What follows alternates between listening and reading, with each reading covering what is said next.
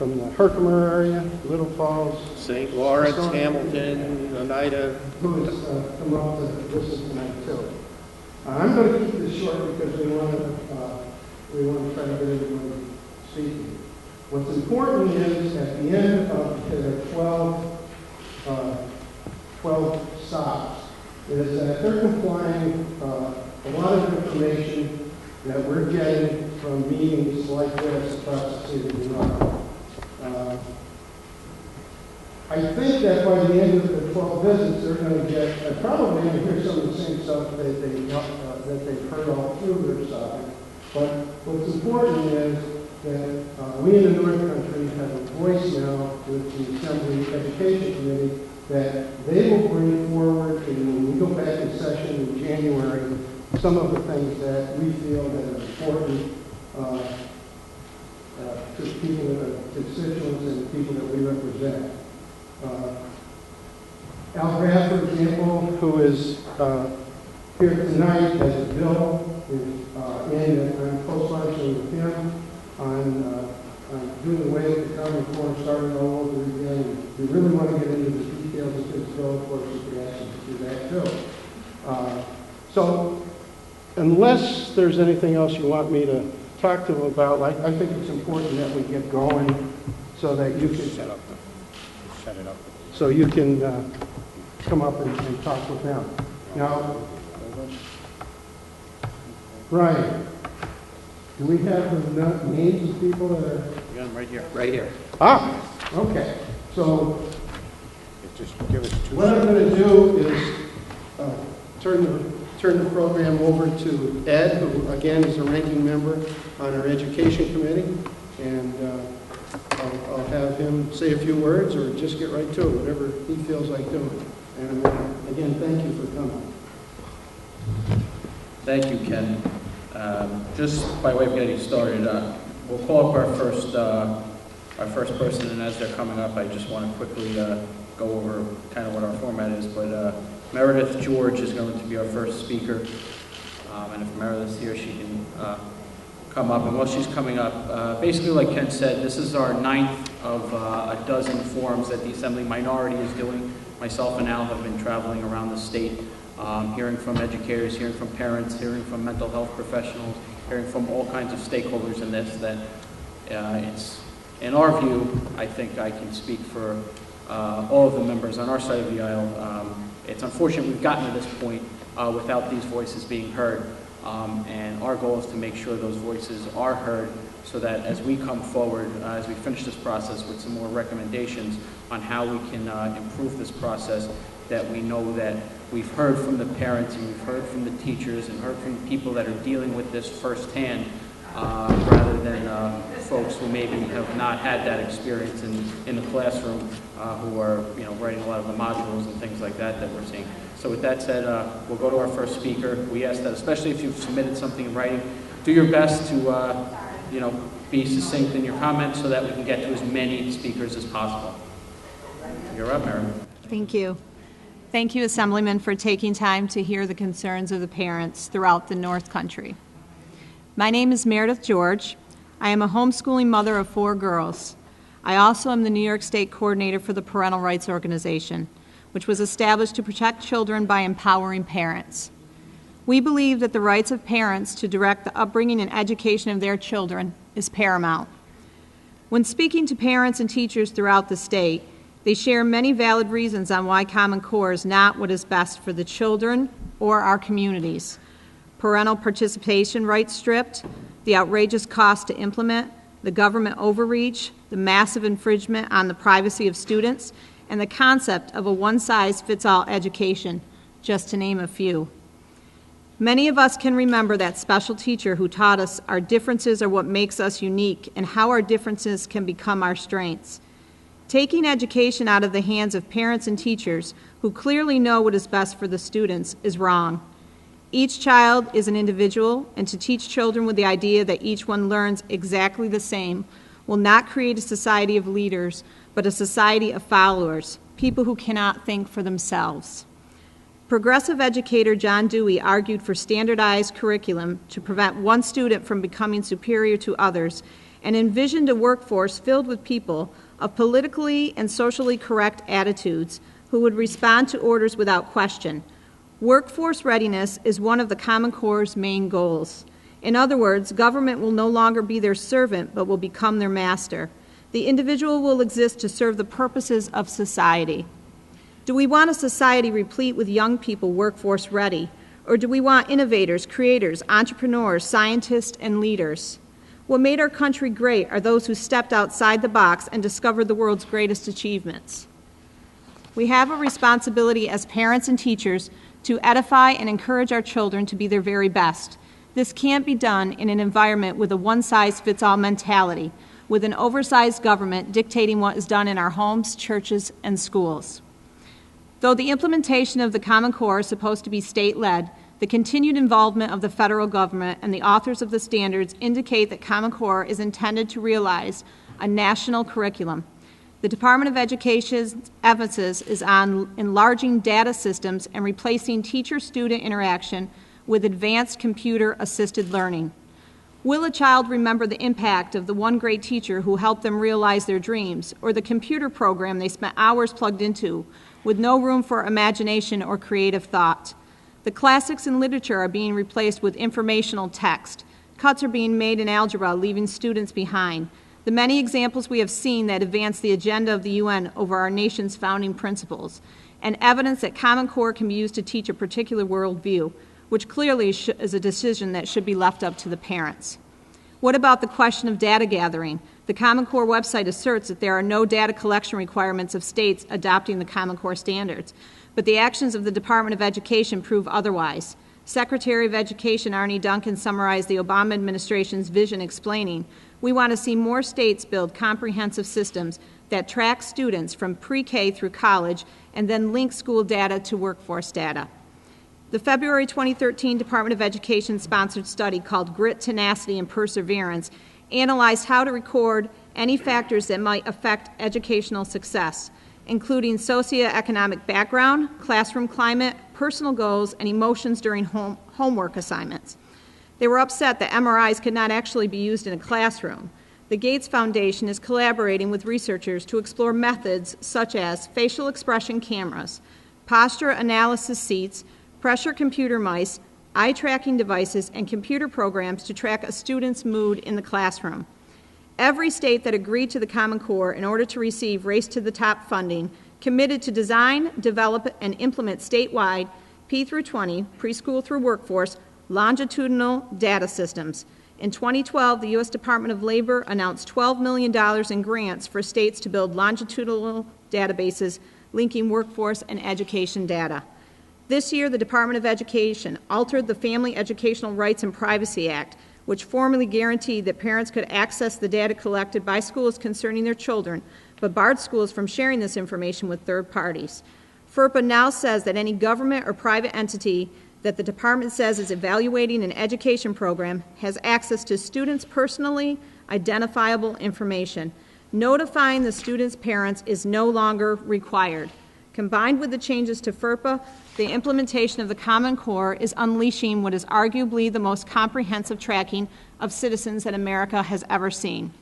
Massive new databases are already being built. In 2012, the Gates Foundation used $17 million to launch In Bloom, a company that has built a $100 million database to track students from kindergarten through college. The databases identify students by name, address, and sometimes their social security number. New York has already begun uploading almost all of their student records. The executive director for the New York Civil Liberties Union chastised the New York School District, saying that turning massive amounts of personal data about public school students to a private corporation without any public input is profoundly disturbing and irresponsible. The New York State Education Department is going forward with plans requiring districts to send student information with names to In Bloom sometime after January 1. The data will include grades, standardized test scores, and any medical diagnosis that requires special education services, attendance records, including suspensions. Why is New York the only state that's still all in with In Bloom, with no opt-out provision for families or for districts? State Education Commissioner John King said that collecting student data is necessary for the good functioning of districts, schools, and states. Common Core equals data collection. It is almost impossible for states to implement the Common Core without agreeing to help build one of the biggest and most detailed data systems in American history. The government is attempting to track every child in America. It's time to tell all these people to stop experimenting on our children and stop robbing us of our constitutional rights to control education in the states. I could give facts and figures and statistics all day, but what it really comes down to is our children are not statistics. They are our children, and we will not give them up easily. They are the reason we are here. They are the reason we stand for what is right. They are the reason we speak when we don't necessarily have the words. And they're the reason that God chose each one of us to be parents. Thank you.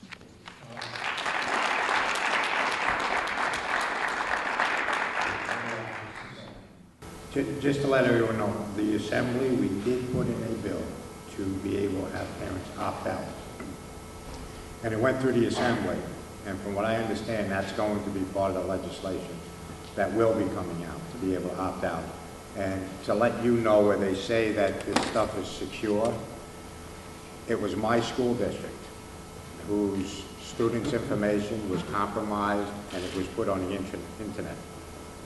And my son's information was put, my son's 29, so he's been out of high school for a long time. His information was put up on the internet. And I had one kid, his IEP was put up on the internet. So that's definitely going to be dealt with. But I do have a couple questions for you. Now, you're homeschooling, Yes. right? And with homeschooling, the state requires you to do certain things. Correct. Yes. And are they requiring you to use the Common Core? No, we're not required to use the Common Core. Are they trying to get you to go into Engage New York and use the... No, we're not required to do that. The concern with the homeschooling movement would be the standardized tests that we are required to take. Okay. And, but you're not, well, in order to do the standardized test, you're going to have to use their curriculum.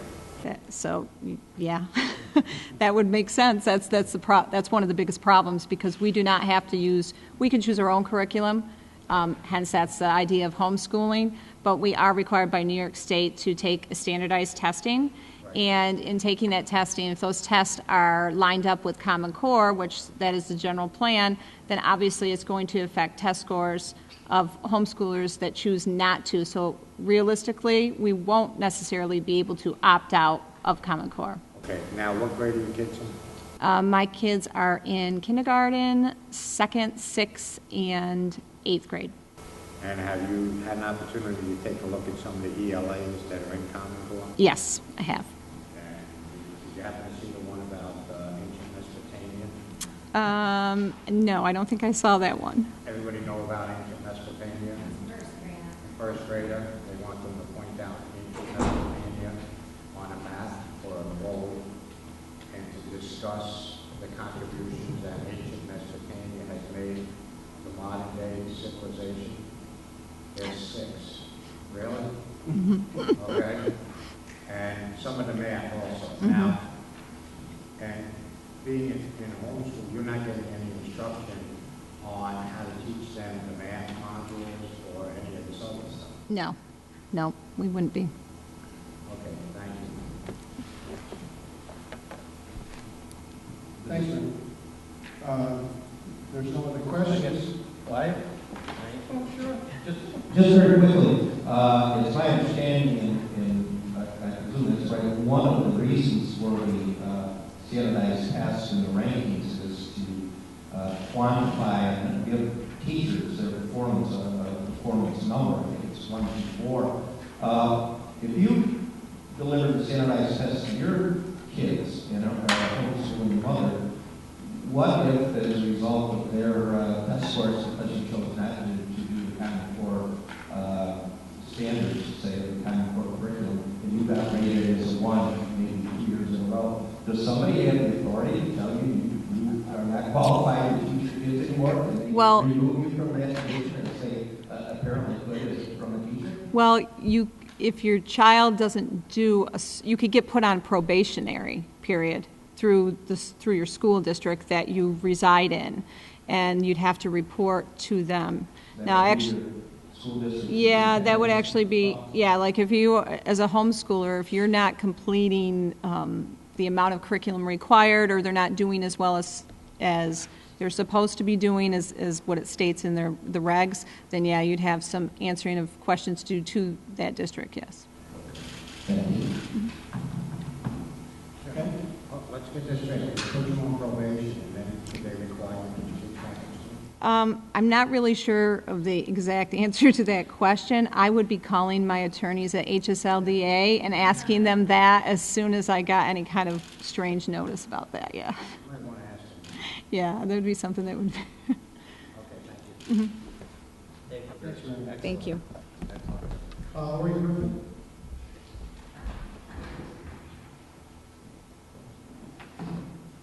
It would be helpful to us if, when you come up here, if you tell us who you are and whether you're a parent, whether you're a teacher, whether you're both, okay?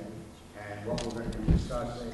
This way here, we know if we have questions, we can answer questions.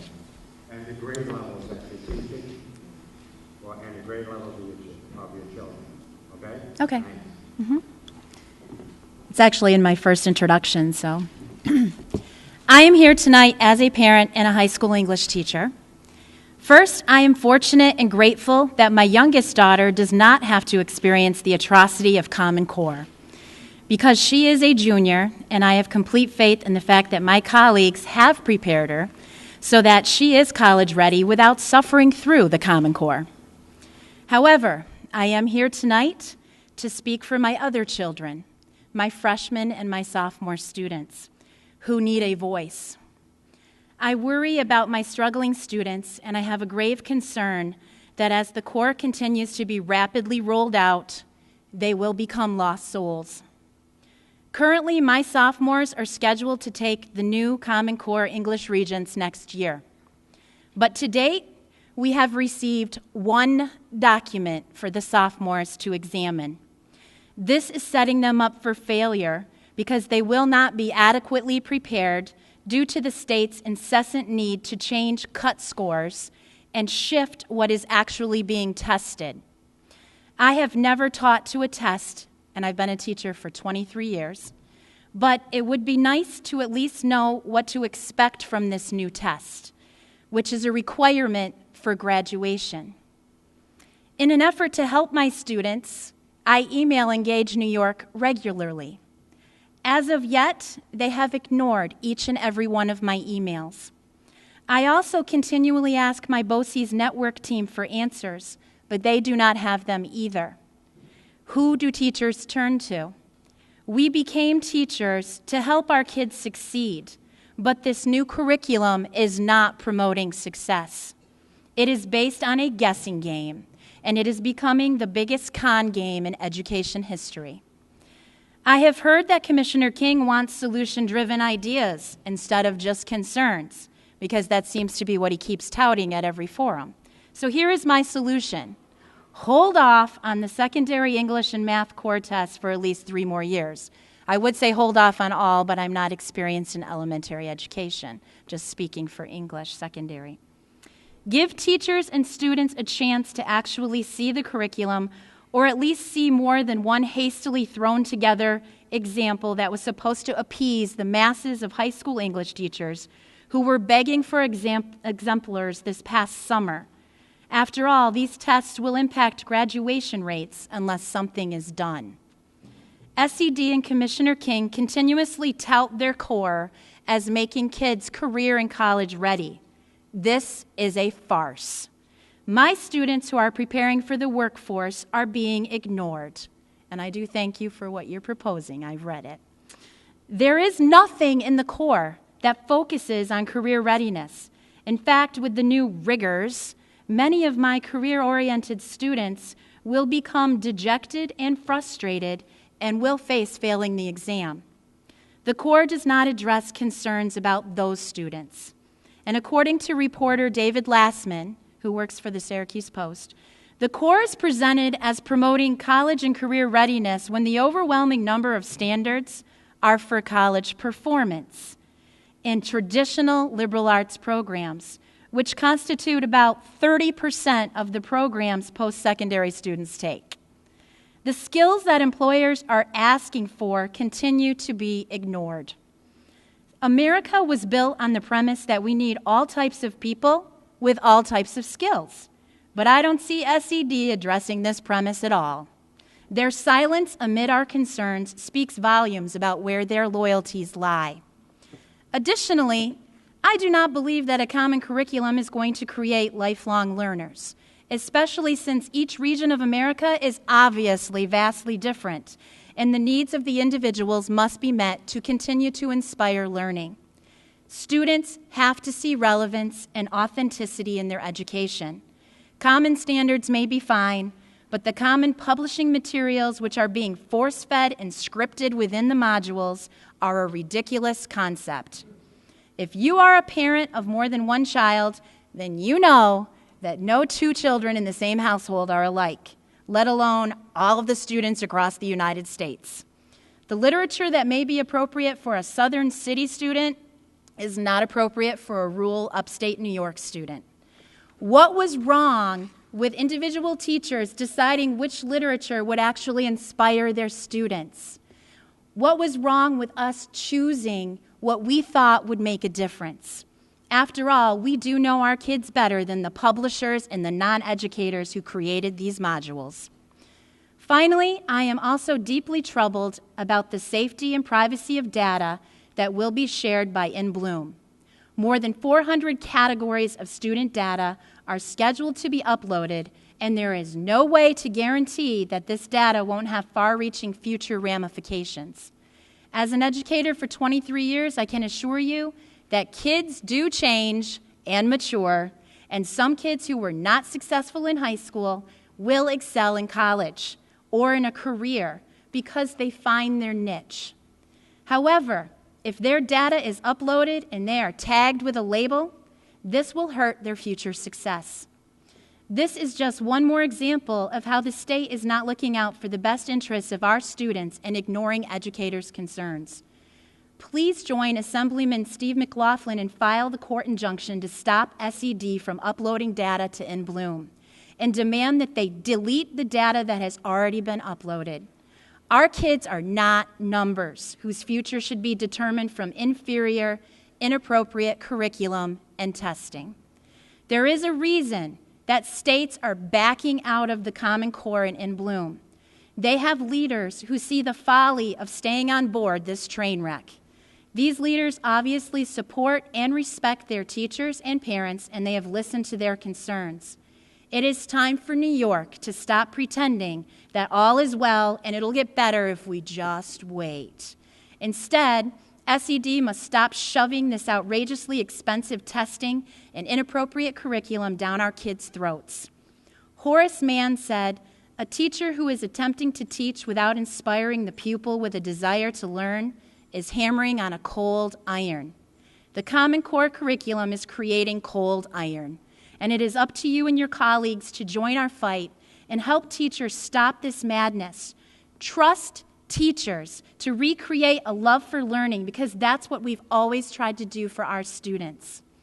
I will end with the quote by Dr. Yung Zhao, a Chinese scholar who said, "American education is at a crossroads. Two paths lie in front of us, one in which we destroy our strengths in order to catch up with others on test scores, and one is in which we build on our strengths so we can keep the lead in innovation and creativity. The current push for more standardization, centralization, high-stakes testing, and test-based accountability is rushing us down the first path, while what will keep America truly strong and America prosperous should be the latter, the one that cherishes individual talents, cultivates creativity, celebrates diversity, and inspires curiosity." Thank you.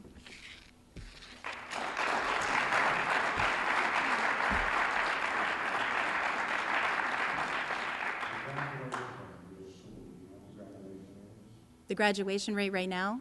It's pretty high right now. I'm not sure. My superintendent is here. 93. Thank you. 93%. Can you tell me what was broken? tell me what's broken if you have a graduation rate of 92%? That needs to be fixed. Here's nothing. Now, one of the things you said was interesting. You know, a lot of it you said was interesting, but one of the things that the graduation rates for New York State, and the reason I brought that up is according to Commissioner King, throughout the state, low needs, moderate needs schools, it's 73%, which means that 3 out of 10 students are dropping. Yeah. And in high needs schools, it's 62%, which means that 4 out of 10 students are dropping. And you're in the higher grade levels. And what I said, and see if you agree with this statement, what I said to Commissioner King was I blame the state for this. Because when I went to school, students, not all students are going to college. Correct.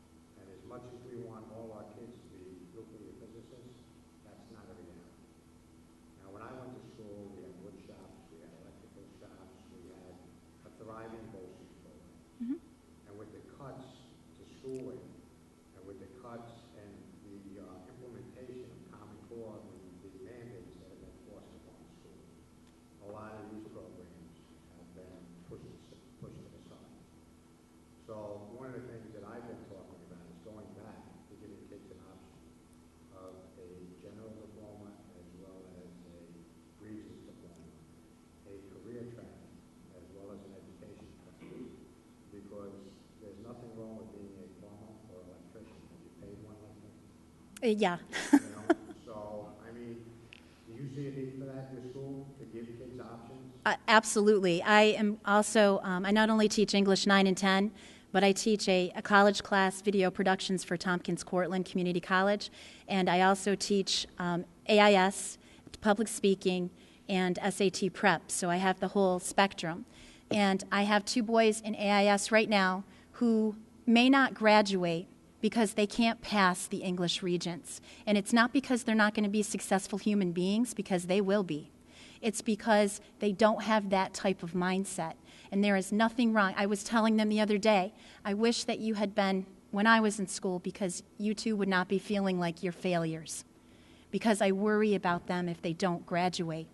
And one of the things that we need to go back to is exactly what Ken was proposing. I've read over his stuff. I think we have to go back to Regents and non-Regents. I don't care what you call it. It doesn't have to be core and not core, but we need to look at all of the children.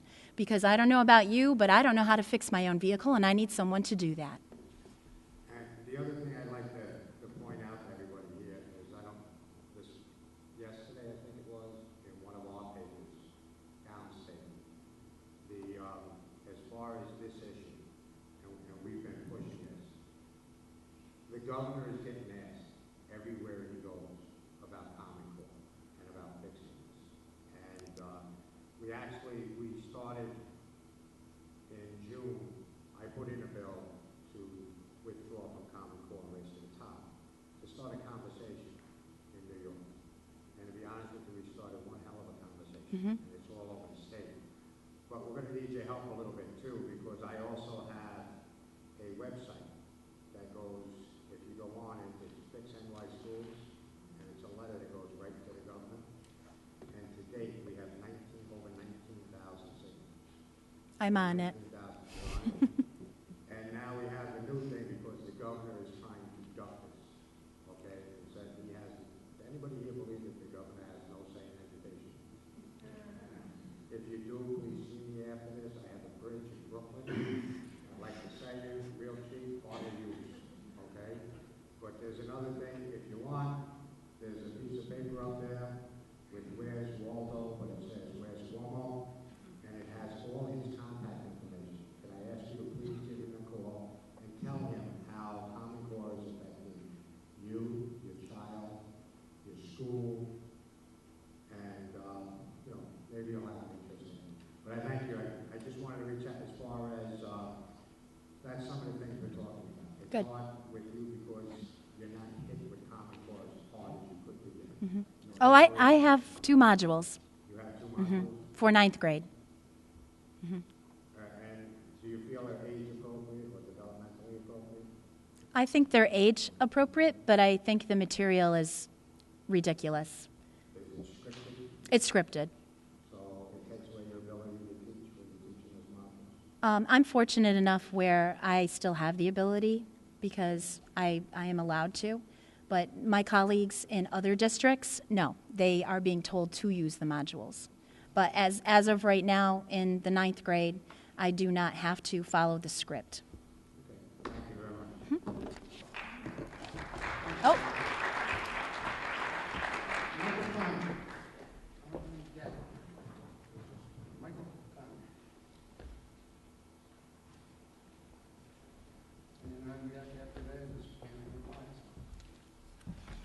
Good evening, and thank you for coming, gentlemen.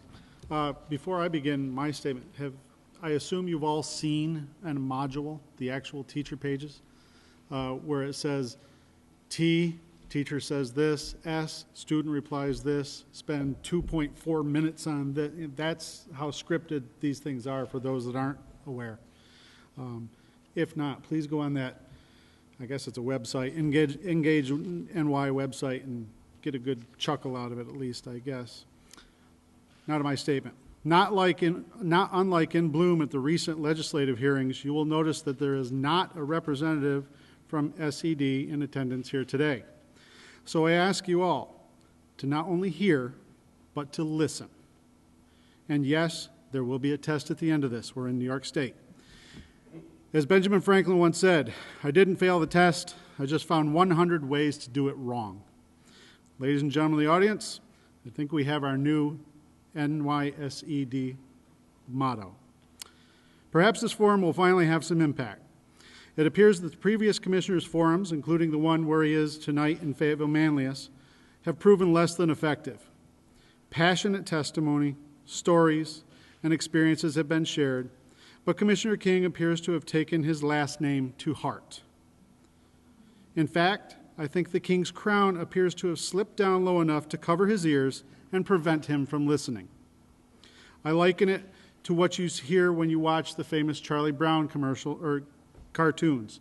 The muted trumpet, wah, wah, wah, wah, wah, wah, is about all he is really hearing. And I watched it last week for the Thanksgiving special. I saw it. So he might hear it, but he is most certainly not listening.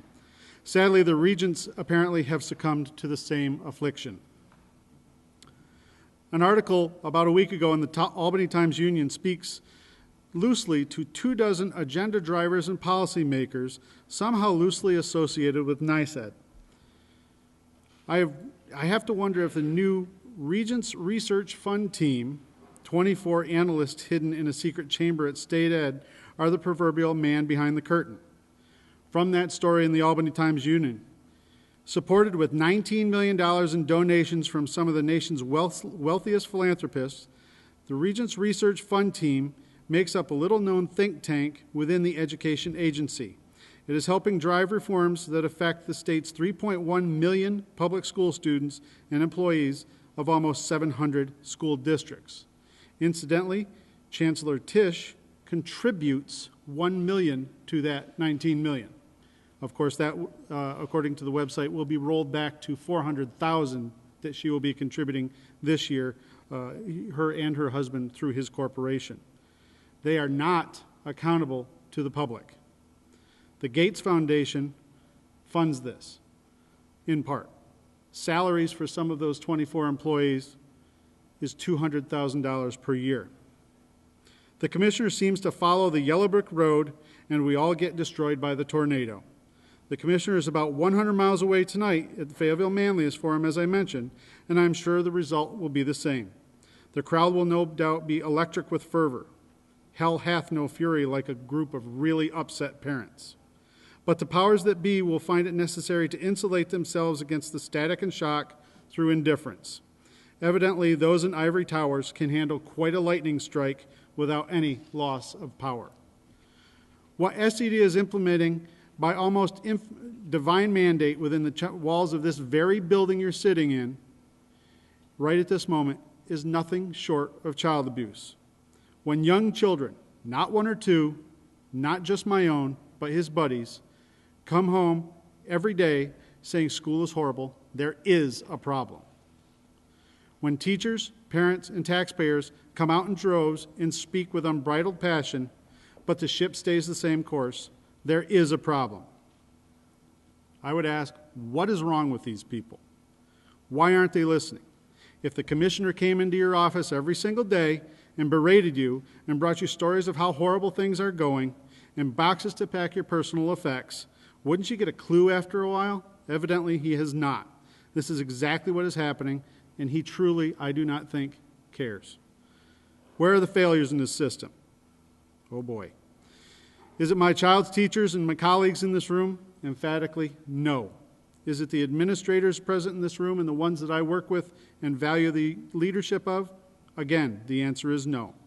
It is the policymakers and the money takers that have transformed education into what it has become. It is insane, obscene, immoral, and the data collection process through InBloom borders on illegal. Yet InBloom laughs in the face of the HIPAA law while collecting over 420 potential data points on students. Is the state ready to shield itself from the barrage of lawsuits when this information, which InBloom itself states that they cannot guarantee the data cloud security of, is compromised, and those harmed will eventually contact the American Civil Liberties Union? Since Commissioner King has already said that his children are off limits, I'm going to refrain from asking about them directly. However, will InBloom be collecting data from this Montessori school that his children attend? SED's dysfunctional policy, unfunded mandates, implementation of the Common Core, and data collection is foolhardy at best. If one follows a trail of money that leads to profiteers, the answers will be found. Yet again, SED is failing to listen to the true stakeholders, or should I call them special interest groups, and the Commissioner is listening. And if the Commissioner is listening, my students and my son are my special interest group. Do you want to know why education is failing? It's because the people that should be running the education system are too busy. They're busy spending their days teaching children, they're busy spending their nights grading papers, and they are busy developing engaging methods for helping students learn from an egregiously flawed curriculum. You have no idea what I wouldn't give to come home and not see my third grade son that is educated in this building wringing his fists and breaking into tears in frustration of completing math homework. I'm not a mathematician either. The clock up there is round, but that's not how we teach time anymore. We teach time in a straight line. I've never seen a straight line clock.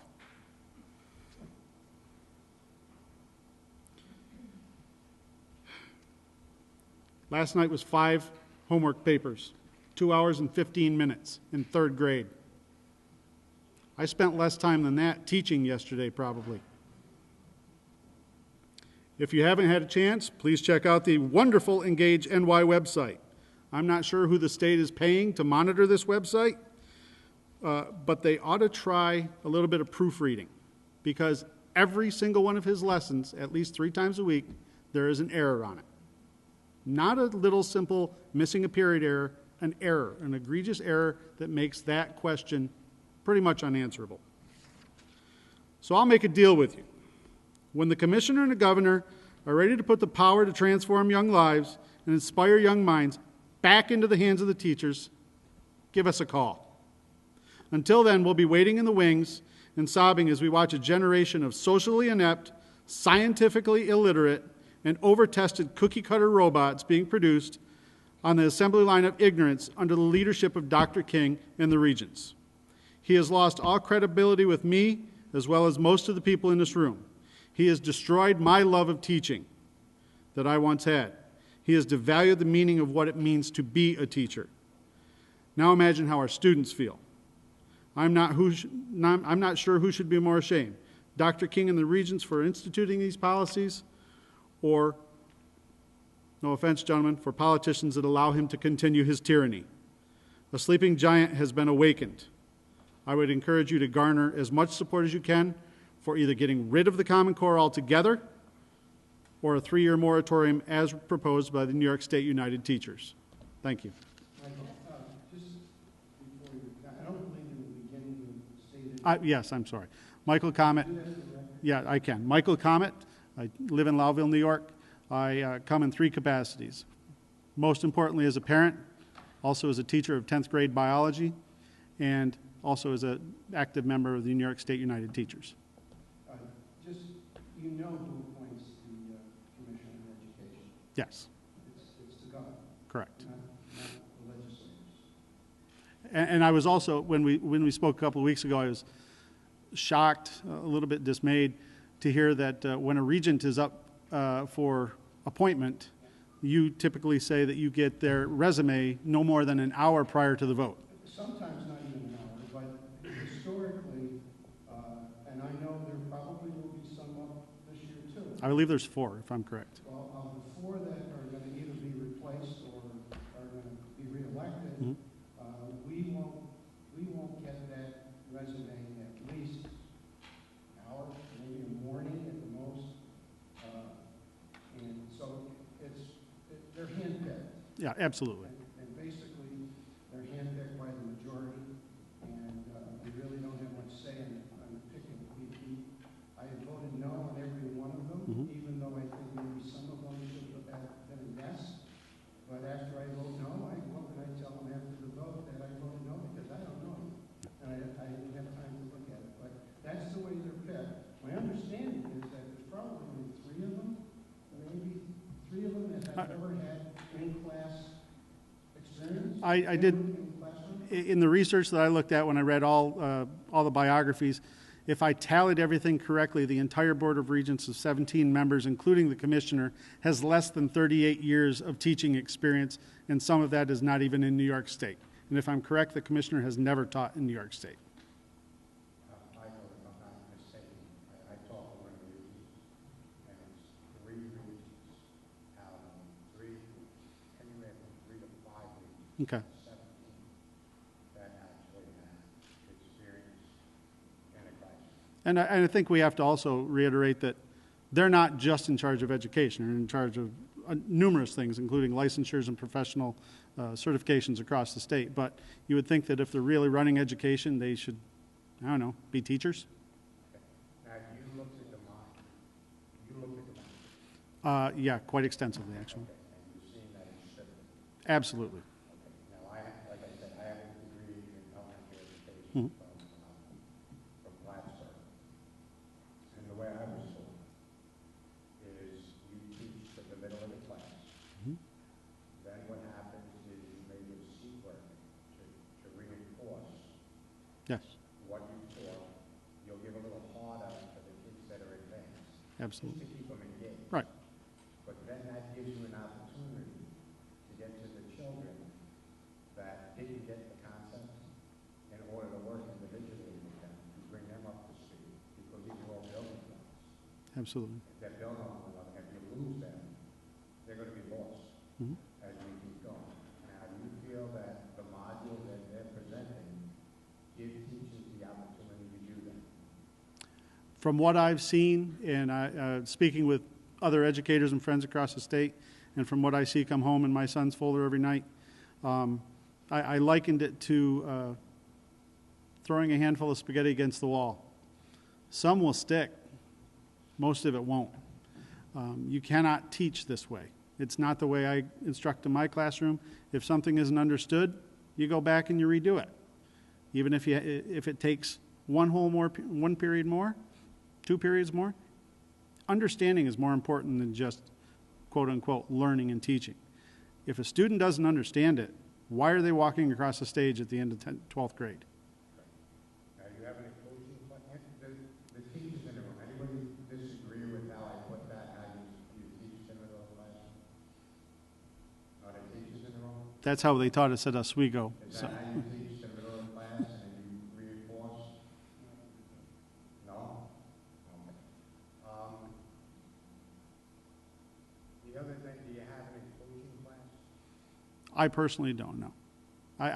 Well, I can't say that. I have a number of students with special needs that come into my classroom, and yeah, I spend probably more time than I should with them. But I think everybody is equitable in my classroom. You walk through the door, you're one of my students. It doesn't matter what labels have been put on you.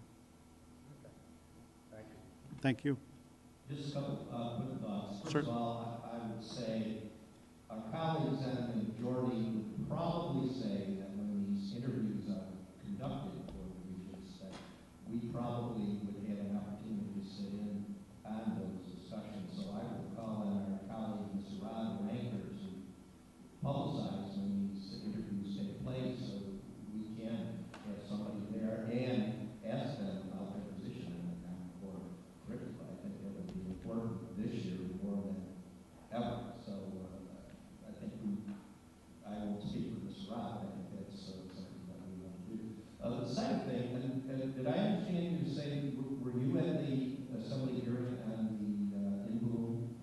I was not.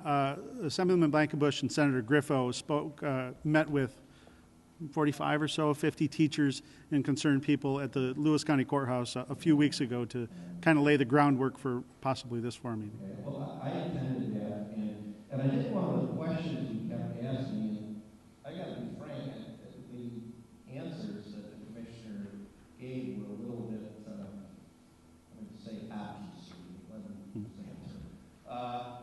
But do you have a thought on what's the ultimate goal, what's the end game of all those data collection? What is that data going to be used for ultimately? Well, my wife works at the hospital, and she shares very, very little when a friend is in the hospital anymore because of the obvious HIPAA violations. My concern is my son has been tested for a few different things. He has never been given an IEP. But from what I can see in looking at In Bloom and several different websites, that's the type of data that could be used possibly maliciously against him in the future. What's to say when he does graduate, probably at the top of his class and become a used car salesman or whatever he wants to do, that his employer isn't going to get a hold of that data. We know that the cloud is not secure. Amazon is the host of that cloud, if I'm correct, and Amazon has been compromised several times this year.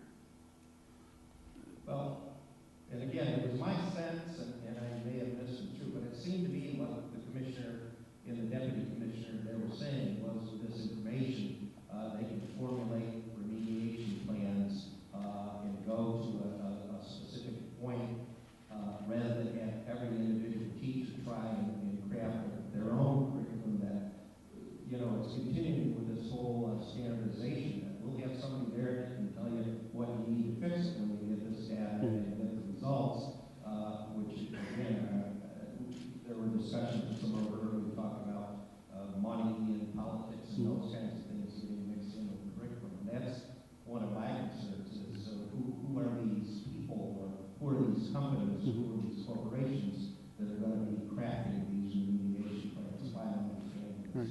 And standardizing is seems to be the way of things, but you know, you can standardize the test, but you can't standardize our students. Well, they're saying it's going to save the district's time and money and effort because we'll just have everything there at your fingertips once we have this information.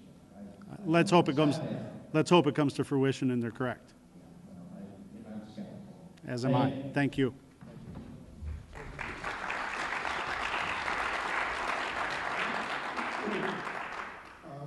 Because of the time, why don't we have two people come up at the same time, and then one can talk, and then we can talk, and maybe ask questions of both of them, just so that we try to get through everyone. So if Pam Watson and Nikki teachers come up, that would be great, and that way we could hopefully do our best.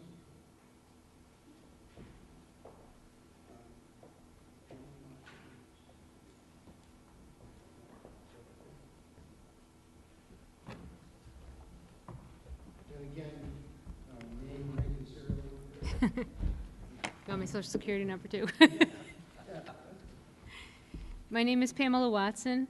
I'm here as the mother of 4 children, as well as a secondary foreign language teacher. I am more than appalled at the implementation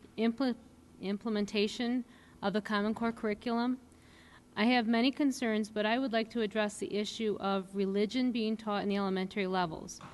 My daughter is in 2nd grade, and her class is learning about and being required to know the names of Greek gods and goddesses. They're learning the fundamentals of Hinduism and Buddhism. And I have here a copy of the graph that they're supposed to know. One of the things that's on here, for Buddhism, they're required to know the holy place, which is a stupa. And they need to know important figures. They need to name the holy texts of these 2 religions, the followers, interesting facts. I don't mean to interrupt, but is Christianity anywhere? It is, as well as Islam and Judaism, yes, but it's concerning. At this impressionable age, public education is infringing upon the rights of families, beliefs, and religious practices. The 1st grade curriculum asks children to be held accountable for knowledge on what sarcophagus means. First graders. And if you're not aware of what that means, it refers to a mummy case, a box that ancient mummies were buried in. These are 5 and 6-year-olds. I profoundly reject, oh, you know what? I want to know why first graders need to know how to, for example, explain the importance of the Tigris and Euphrates rivers and the use of canals to support farming and the development of the city of Babylon, why they need to identify cuneiform as a system of writing used in Mesopotamia, why they need to explain the significance of gods and goddesses, ziggurats, temples, and priests in Mesopotamia and Egypt, why they have to identify Hatshepsut as a pharaoh of ancient Egypt and explain his significance. No, I'm sorry. Her significance as pharaoh. Identify Tutankhamun as pharaoh of ancient Egypt and explain his significance. It's 2 pages long. I profoundly reject the idea that my children are required to learn about the Islam religion. I spoke to 2 high school history teachers today, colleagues of mine, and they said that the religious concepts in the first grade curriculum are much more in-depth than what they teach in the 9th grade level at the high school. My son's in kindergarten. The mid-module and end-of-module assessments require that his teachers spend 4 days on each of these one-on-one tests, taking away from classroom instruction, story time, playtime, interaction, and the children are instead being given masses of worksheets in kindergarten. Children at this age need to be given the chance to interact and learn how to cooperate and play together. They do not need to learn how to fill out worksheet after worksheet. My oldest daughter is in 11th grade. I have all her papers from kindergarten and on up. My second daughter is in 2nd grade. I have her kindergarten papers. She has gobs of paintings and drawings and things that she was able to do. My son has come home with 3 papers this year, painting and drawing, and that was from art class. The Camden District received exactly $143,123 over a 4-year period to implement Common Core, of which 25% of this was required to be put toward training and curriculum writing. That amount of money is not worth what we are doing to our kids by putting them through this abomination. It's abuse of our children, and it's destroying our future. I have also a 4-year-old who didn't get into pre-K this year because of where we live. I'm actually glad she didn't get in. She's not going to kindergarten next year. She'll go the year after when she's actually 5. I don't want her in this, and I'm extremely upset what's going on. And also my mother is a retired elementary teacher, and she's been looking at the curriculum, and she said the kids are set up to fail. They're going to fail. There's no way that they can pass what is being required of them. Do you want to ask questions now, or should we just have Mickey go right in and then we'll ask the questions after?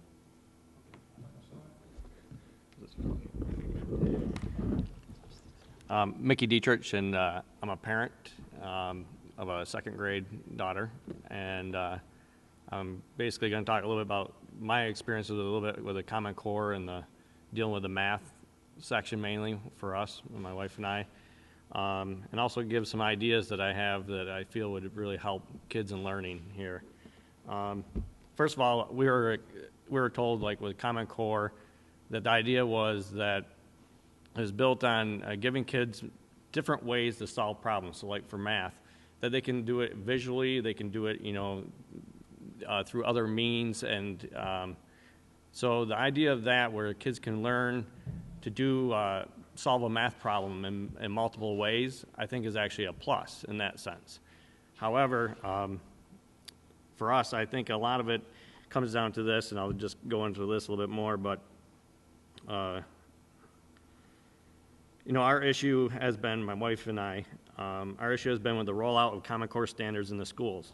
along with Pearson, who I believe is the one that is actually producing the material, the homework material for the students. If we had to rate Pearson, we would rate them as highly ineffective. Most of the material looks like it was never proofed before being printed, which is evident by many mistakes in the homework sheets. For example, in one, it references a person as he, only to switch it up to call that person a she later, which then confuses my daughter, saying, how many did she have? And she said, and I was like, well, that's because they made a mistake. They said he, and then they changed it to she. And we find that that's pretty common in a lot of the homework that we've gotten for the math for her. And we've actually spent time with our daughter where she's spending almost sometimes an hour and a half working on just 2 homework sheets for math, to the point that she gets frustrated. She has her head down, she's crying, and sometimes I'm frustrated, my wife's frustrated, that we need to take a break. And actually, one time I just told my daughter, I said, just come here, I'm going to give you a hug. And I just hugged her, and then we went back and tried to finish off that homework. So it's been very difficult on us dealing with that with our child, and I imagine it's the same thing with other parents. And in a lot of cases, the homework lacks proper instructions for students to follow and does not have examples for parents to reference and help their kids with math problems. In a lot of cases, the class worksheets that are done during school hours are actually easier than the homework that kids have to do at home. In these cases, you cannot reference the classwork to help figure out how to do the homework problems.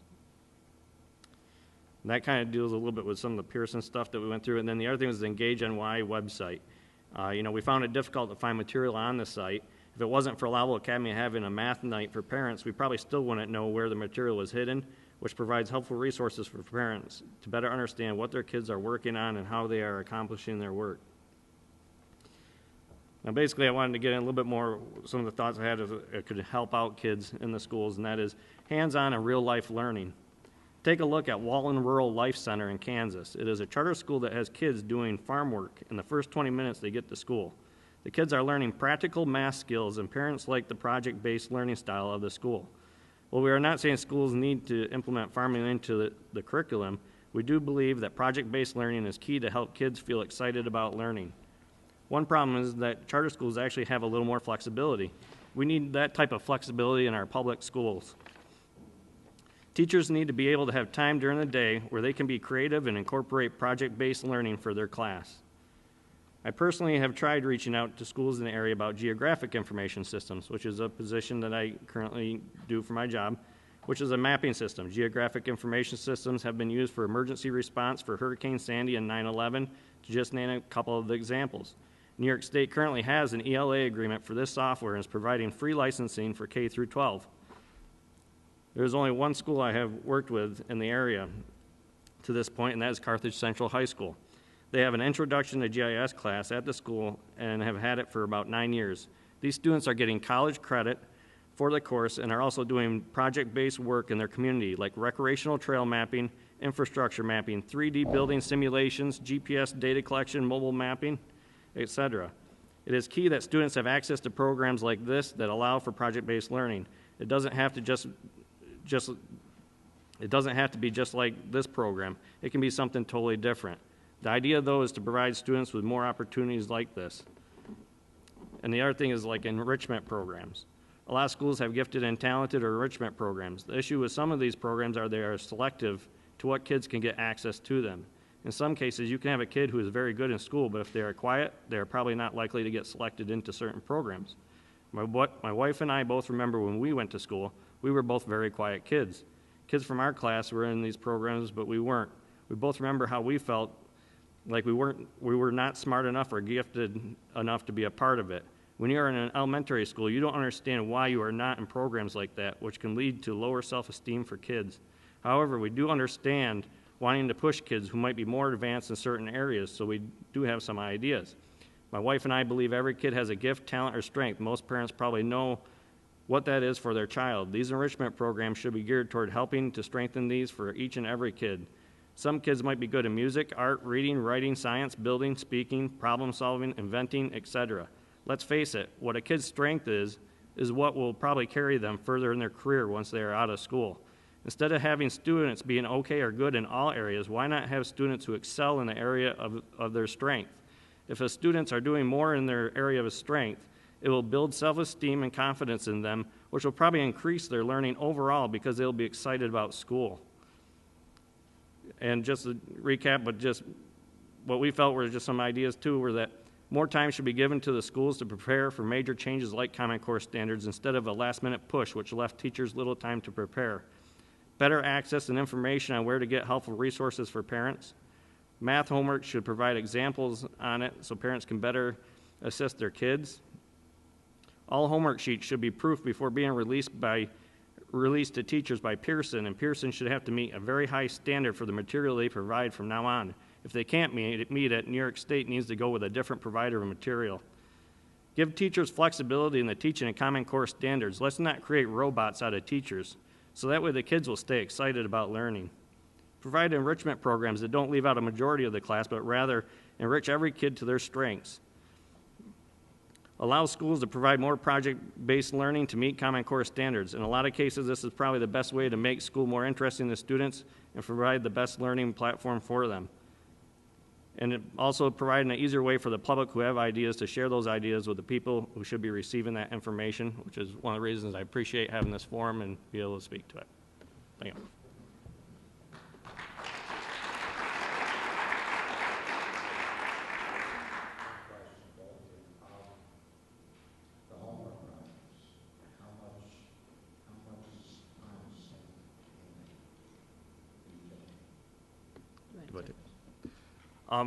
For us, we were doing about an hour and a half. My wife and I, though, we had a meeting with the principal and the teacher to talk about it, and we worked out a different program. So it's where if our daughter doesn't understand something within like the first half hour or so, and she's been working on her homework for a half hour, they said just to circle it, and the teacher will work with her individually to help her figure out how to do that problem. So right now that's helped as far as doing that. We now don't keep her there working on it for long periods of time. I mean, usually she does go over a half hour in most cases, but now that we've talked to the principal and the teacher, we at least have a program where we're not spending an hour and a half and banging our head against the wall. Yeah, yep. Last year she had Saxon. They used Saxon for their homework and stuff. She loved it. Actually, math is probably one of her weaker points, but she was a high 90s. She had a high 90 in math, and this year it was frustrating. We had a lot of difficulty in the beginning here. Things have been a little bit better since we talked to the principal and the teacher and worked out a way to make sure that she's not sitting there for long periods of time trying to figure this stuff out, and that the teacher is working with her on the stuff that she doesn't understand. Because one of the problems is our daughter is very quiet, so she doesn't raise her hand or ask questions when she doesn't. She was very confident. She would come right home, sit down, and do her work. We never had to help her. Now we got to help. It feels like we got to try to help her all the time. But my wife and I both have a master's degree, and we're looking at some of this stuff going, what is a number bond? How the heck do you do these number bonds? You know? So, I mean, it's been frustrating. Both my parents are retired teachers also. And one time there was all four of us trying to figure out a problem for math, and we couldn't figure it out. We all came up with a different idea.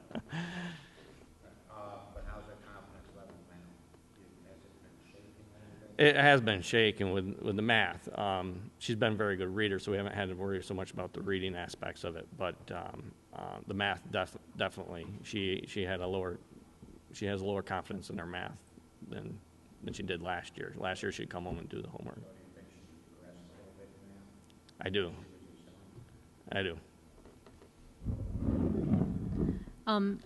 Both of my children, our district decided a little bit into it this year that the maximum anybody should be spending on homework is 20 minutes. And if the parents feel that the child has spent 20 minutes on it, then they are to just write a note to the teacher. I've only had that happen once with my daughter.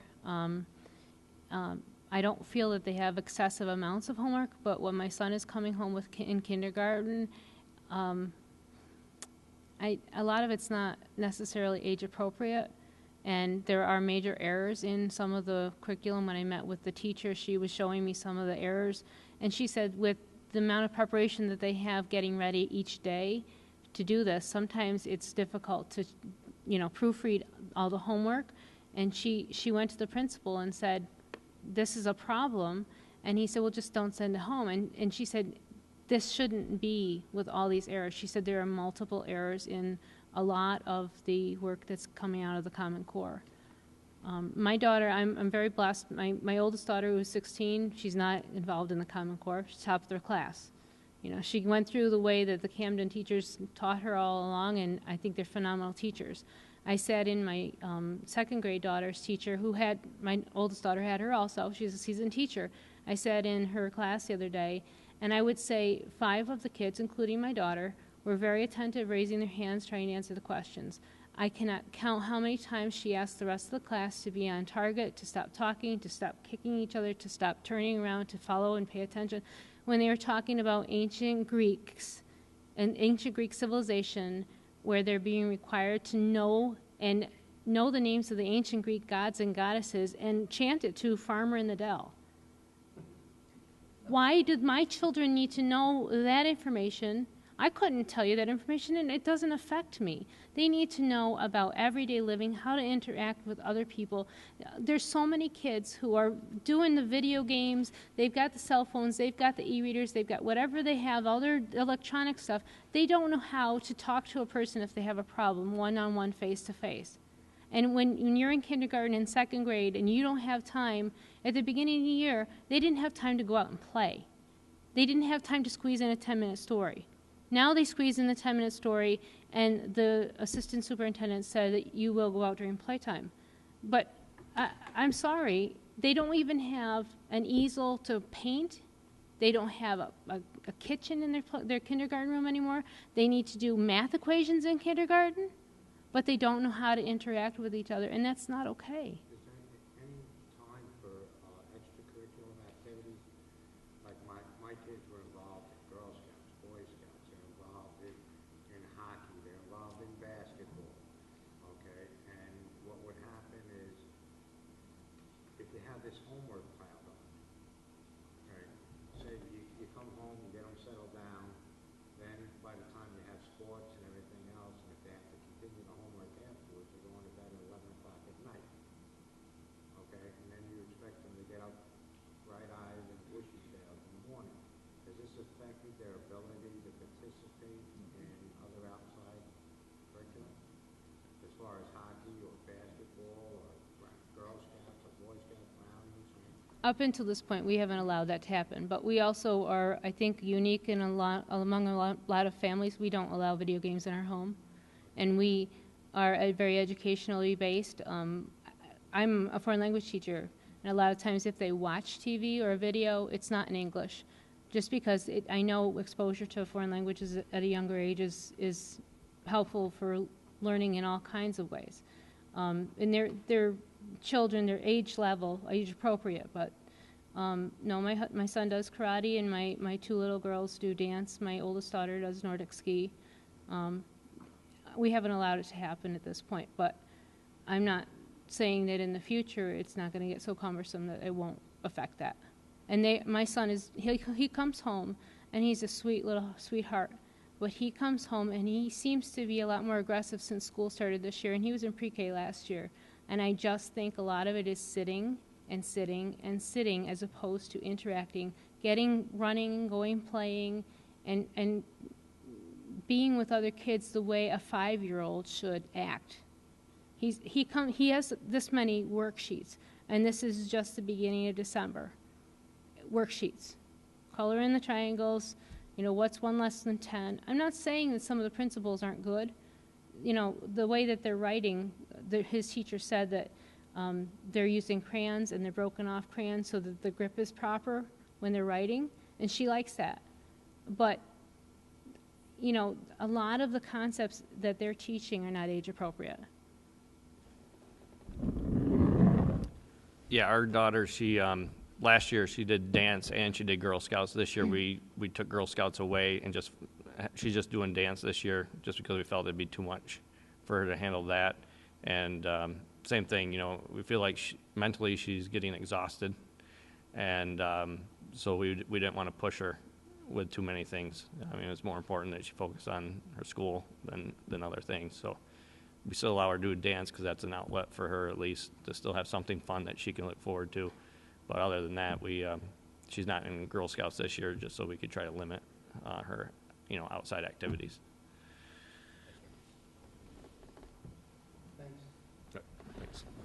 Thank you. Adam, I'm sorry. Debbie Jones.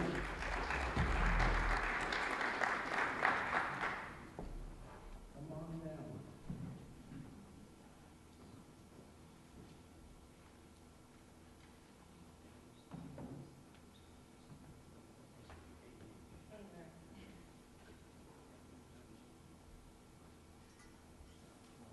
Shall we like grab our hands or something? It totally doesn't matter to me. It's fine. Oh, okay. Hello, everyone. My name is Debbie Dermody, and I'm a past president of the New York State Reading Association. I'm also the International Reading Association's state coordinator. And I worked on a position statement that the New York State Reading Association put together about statewide testing. But my main reason of being here today is because I'm a fifth grader in the Thousand Islands School District. I'm not here representing my Thousand Islands School District. I'm here in my 30th year of teaching with 21 years being in public education. And I'm here. I thank you for allowing me to speak at this forum about something very near and dear to my heart, teaching. I really believe it's a vocation of mine. So bear with me.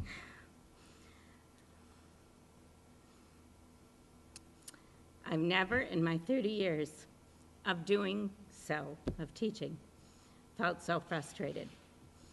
I'm asking for your assistance in demanding from the State Education Department a moratorium so we can slow down and be properly trained in the modules and help our children become diverse, lifelong learners. In doing so, teachers will be provided an opportunity to investigate thoroughly what needs to get done to help our students meet with success. One size does not fit all. I implemented the New York State Common Core ELA modules last year, 2 of them, as asked by my principal to do, when many were trying out the modules, and I have to attest that in June 2013, I was totally exhausted, both physically and mentally, and I needed to take time away from school during the summer months, which is very hard for me to do. My children are grown, and I have 6 grandchildren. In fact, at one point, I even thought of retirement, even though I continued having the passion for teaching and helping children become lifelong learners. But all in all, I still felt it was a year of uncertainty. Perhaps because in September, I was pulled in and told, September 2012, that my students, because of my students' test scores, I was identified as a developing teacher. For all of the years I have taught, I have always received exemplary ratings. I was devastated. I am sure you heard of the recent report on New York State's 2012 Teacher of the Year, Kathleen Ferguson, who was also Teacher of the Year in her school district and won several awards for excellence in teaching. Yet she told the Senate Education Committee at a hearing on the state's new Common Core standards, under the new rules, even she could not score a rating of highly effective in the new teacher evaluations. The evaluation system is flawed. You see, I myself, within 1 year, went from a developing teacher to a highly effective teacher in 1 year's time.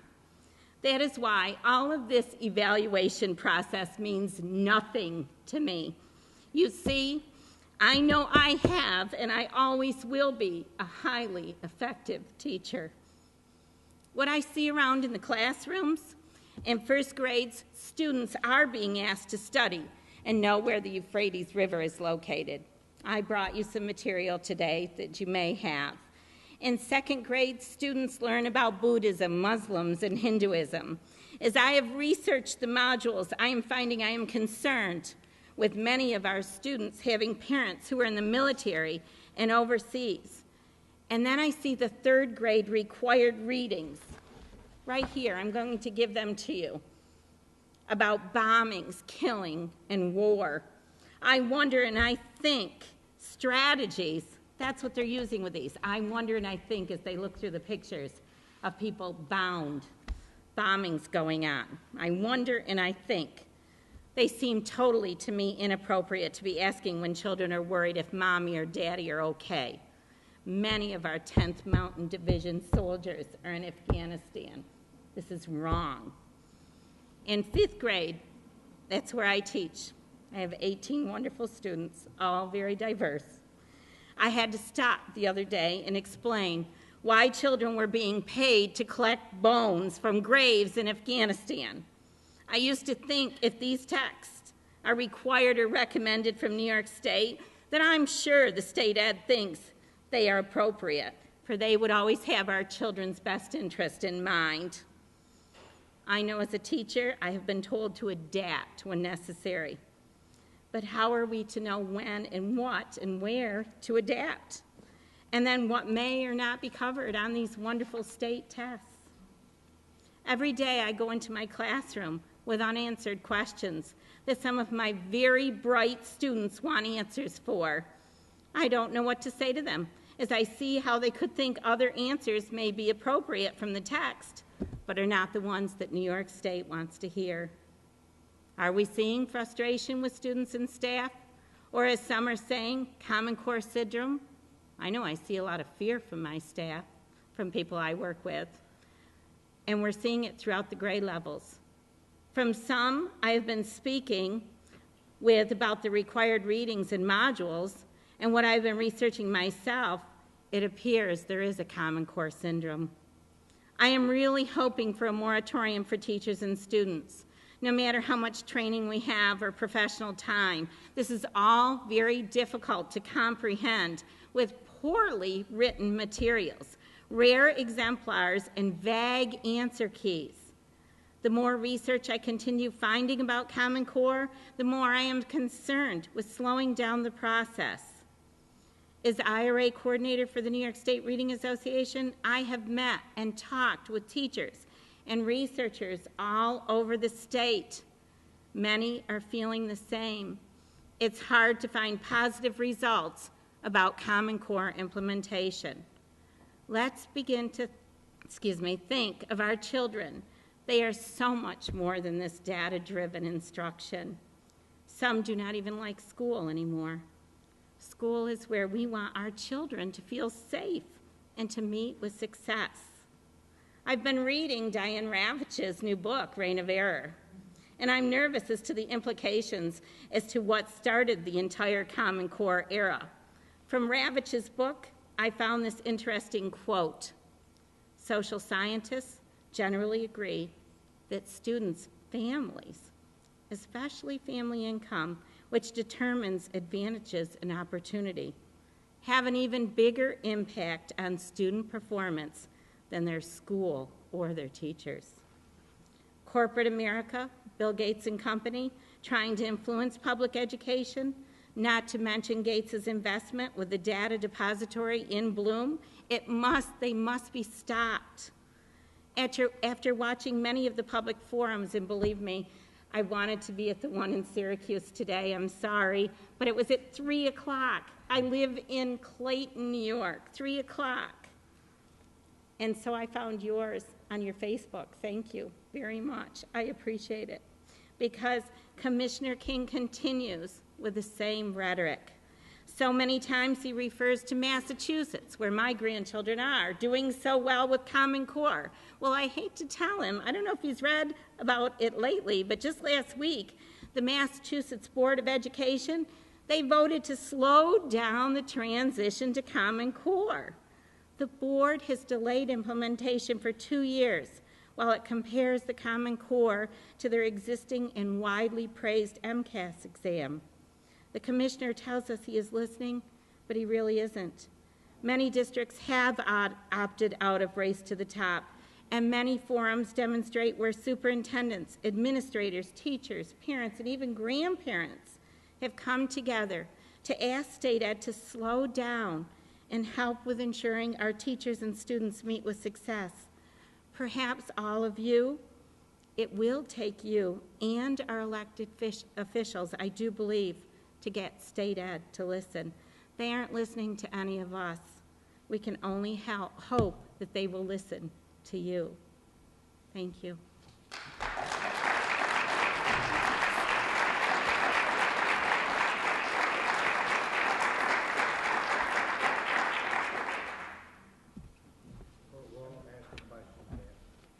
My name's Adam Staub. I am a high school math teacher and a middle school math teacher, and I am a father of 4 boys in 4th grade, 2nd grade, and kindergarten, and I have one who will be going into kindergarten in about 2 years. In my testimony, I stapled together some papers. I have my testimony on the top, and then I also have 2 policies that I will be referring to in my testimony that's in part of the packet. I agree with her that on one point where we need to slow down, but what I address more in my testimony is a shift that I'm seeing where curriculum development is being taken out of the hands of the teachers and being placed in the hands of the state. And this is very concerning to me. So I'll read this. I'm here to express a concern that I happened to stumble across. A little over a week ago, I attended a board meeting for the school at which I teach. Before I go on, I want to say that the board and administration at my school make decisions that they feel will improve the school.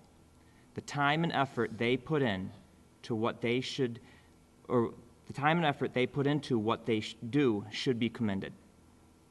Unfortunately, I'm here to express my concerns in regards to a recent policy change they made, and I'm also concerned if other schools across the state have done the same. At the board meeting I attended, they had the 3rd and final reading of the 4,000 policies. These policies are policies that the board has adapted or developed to address curriculum and how its different facets are handled. The policy that caught my eye was Policy 4200. The title of the 4200 policy that they are currently adopting is Curriculum Management. The title to the 4000-2000 policy they are replacing is Curriculum Development. Immediately I became concerned by what the change of the titles could implicate. Locally, we are becoming managers, not developers of curriculum. Even more alarming than the change in titles is how each of these versions read. In the old policy, Curriculum Development, you can find phrases like, the Board of Education supports a collaborative approach to district curriculum development. The board encourages instructional staff to create individualized, flexible curriculum guides and original instruction materials. Parents and members of the community are also encouraged to provide feedback on district curricula and instruction. The superintendent will consult with building principals, teachers, students, and the community in order to develop a responsive curriculum. The board expects administrators and staff to work together. And that was from the old policy. In the new policy, Curriculum Managers, there is a small section for curriculum development, and the only phrase that touches upon the collaboration between the entities mentioned above is the superintendent shall establish procedures for curriculum development that provides for the effective participation of a variety of stakeholders. In this curriculum development section, there is no specific mention of student, parent, teacher, instructional staff, and community. In my opinion, the new policy is catered to support a district's decision to use state modules. Not only does this concern me because the modules are unproven and are being rushed to be implemented, but this concerns me because the source of my district's identity, the students, the parents, the community, and the teachers, are being visibly excluded from the document, which means in the future, they will be easier to exclude from the curriculum development process itself. I wanted to share all of this with you and the rest of the people here. And I encourage everyone to attend board meetings, forums, and read up on policies and anything else they can get their eyes on. Ask questions all the time, not only because you need to be informed, but because every decision that our leadership makes needs to be questioned. We need to fight to protect what little control we have in our districts. I speak as a parent and as a teacher.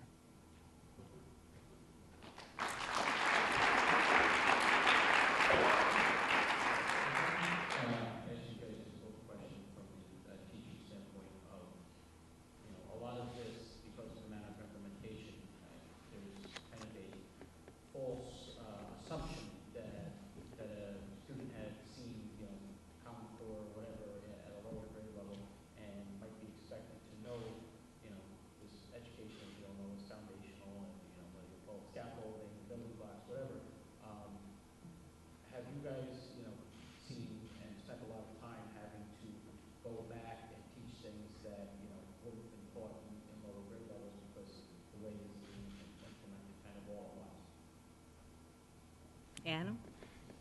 I teach 8th grade math, and I started out using the modules this year kind of how they were laid out. Not totally adopting it, but adapting them a little bit. And the first module for 8th grade math was okay for my classroom. The second module for 8th grade math was very, very bad. I got 6 lessons into the module only to find out that a lot of the foundation wasn't there. And a lot of the vocab and the terms that the kids needed to know, I needed to go back and reinforce. And not only that, but the module itself, it was geometry.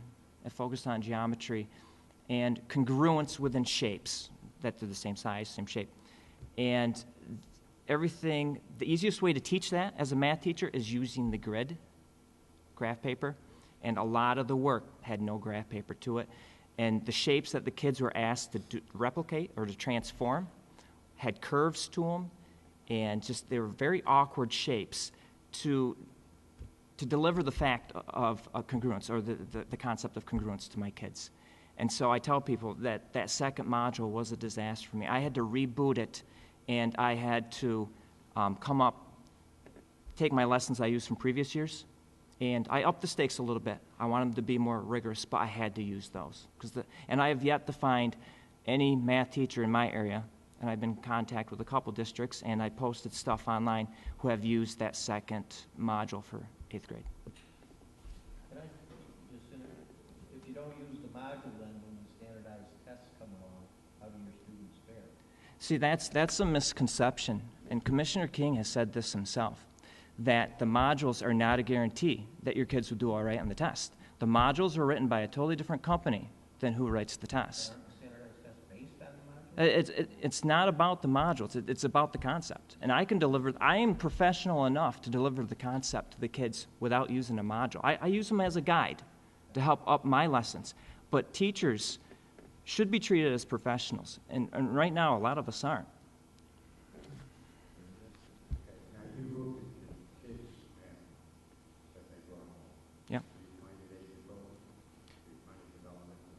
Well, our district, we're very lucky. In our district, I'm a parent in the Carthage district.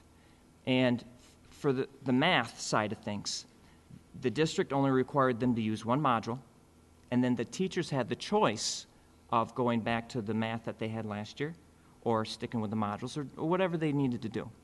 And for all my sons, they did the one module, and they're coming home with my math. But what they did come home for the first module, I felt was very, the level was too high at first. Have you looked at the others? Have you gone on some days and looked at some of the modules for the math? I mean, I've looked at mine for 8th grade, and just what my sons have brought home, but not really much of the. And I have conversations with colleagues at school. All right, because we have an assemblyman on the college level. Yep. And he looked at some of this, and he goes, I don't even know what they're And that's a comment I hear all the time from some of my colleagues that have it in the high school now, is that college professors wrote this. And when they say getting kids college and career ready, it doesn't mean they need to be college ready right now, but that's the way these lessons are. They expect the kids to be college ready the moment they walk in to do the lesson. Now, this way, do you find that, I know you don't find it appropriate or age appropriate Oh, well, let me tell you about the math. I can speak for the math as well. I am a self-contained teacher. I teach every subject area. And for 8 years, I was the 6th grade math teacher in our middle school. So the work that I'm doing right now, that I notice I'm doing with my 5th graders, a lot of it are things that I have taught in 6th grade in the past years. However, the way that the concepts are created using the little sentence or the little strips that we have to use, the place value charts, it's totally different.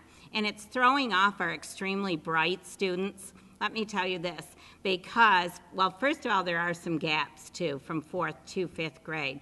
I'm working on long division right now with the kids, as well as these place value charts where they have to put these little discs and things.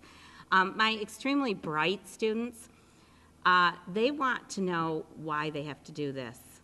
And they really say, do we really have to draw these little discs? You know, they're having a lot of concern, and they just don't understand why they have to show these, the representations for these.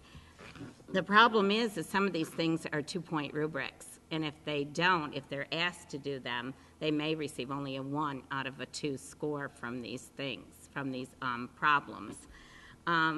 I'm noticing my kids who are struggling. I have a variety of students. Over half of my class after 1 o'clock until 2:20 every day. I don't have time for recess. From 1:10 to 2:20, go out for remedial instruction. I do have a teacher that pushes in for my math time. There's just not enough time in the day for these math modules. There are a lot of errors, as he's saying, he, she. I have a huge concern over and it's interesting how the kids that are extremely bright are the ones that are finding the errors very fast. Very confusing to them, very confusing. You answered one of my questions. It's going to be there's a lot of kids getting pulled out for whether it's speech or occupational or any type of therapeutic. And how is that hurting your instruction time in class? Well, I have to really pick and choose what I know that I need to teach the entire class as they are out. I do have some of the, I do collaborate with the special education teacher or the remedial reading teacher. What they're doing is they're doing the recommended readings that are provided by the New York State Common Core ELA modules. So they are providing that time. I don't know if he wants, did you? I don't have. Oh, okay. You brought up something here that I don't think we've heard before, the military families. Yes. Because what I'm getting is a lot of single-parent households. Well, there are quite a few single, but not only single, there are kids whose parents are over in Afghanistan, and all of a sudden you start reading and you show them a picture of the military, and like I said, I'm going to leave these books with you so you can look over them, as well as myself teaching in 5th grade about Afghanistan, and a tear comes to their eye because they know that their parents are over there and they're working to support all of us, and they worry about mommy or daddy. Yeah, the other side of that, though, too, is like a lot of it, if you go into the economically distressed areas, you may have a single-parent household that are working 3 jobs to keep the lights on. Oh, we're a tourist, you know. I had 3 kids, and thankfully it was my wife and I used to sit there and say, I don't know how we would survive if it wasn't for both of us. Mhm. Okay, so now, one of my things is if the military family is all of a sudden one of the parents leaves, that puts them in the position of a single parent household, puts more frustration. Have you had it where the child has been in class for a couple of months and then all of a sudden the parent leaves and now there's more stress at home, and how is that affecting the child in the classroom? Absolutely. We try to support our military families as much as possible, you know, providing email and things, but there is stress. You know, there's stress with any single parent. You know, I think that has to hold. We have a tourist industry in Clayton in the Thousand Island School District, so many of our parents don't have a lot of money, even though it's known as the rich school. You know, it's a rich district because of the islands and the people who vacation there. A lot of our parents work summers, and they don't work in the winter. And things are tough. You know, they're very hard there for people to survive, as well as we do have military families who are there. But with both of them, I'm just saying there's a lot of pressure on the parents, and the parents don't know how to do it. As well as I want to let you know, I as a teacher, some of the things they're asking me to teach have been really difficult for me to comprehend. And I will spend, you'll ask my husband of 40 years, I spend a lot of weekends trying to figure out what exactly New York State wants from me and what they want their children to do. Okay. I am. Thank you. Thank you. Thank you. Now, Suzanne Rubenson, did I say that right? Awesome. Okay. And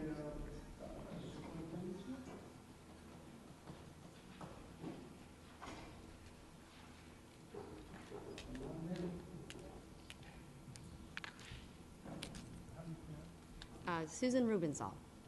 Yeah, the Suzanne was the problem. You had the last name, okay. Hey. Oh, no, you got, that was fine. Hi, my name is Sue Rubenzahl. I am both a parent and a teacher. I have two sons, a 9th grader and a senior, and I teach 3rd grade. I'd like to thank you gentlemen for having this forum and for listening, because far too often those with firsthand knowledge are silenced and overlooked.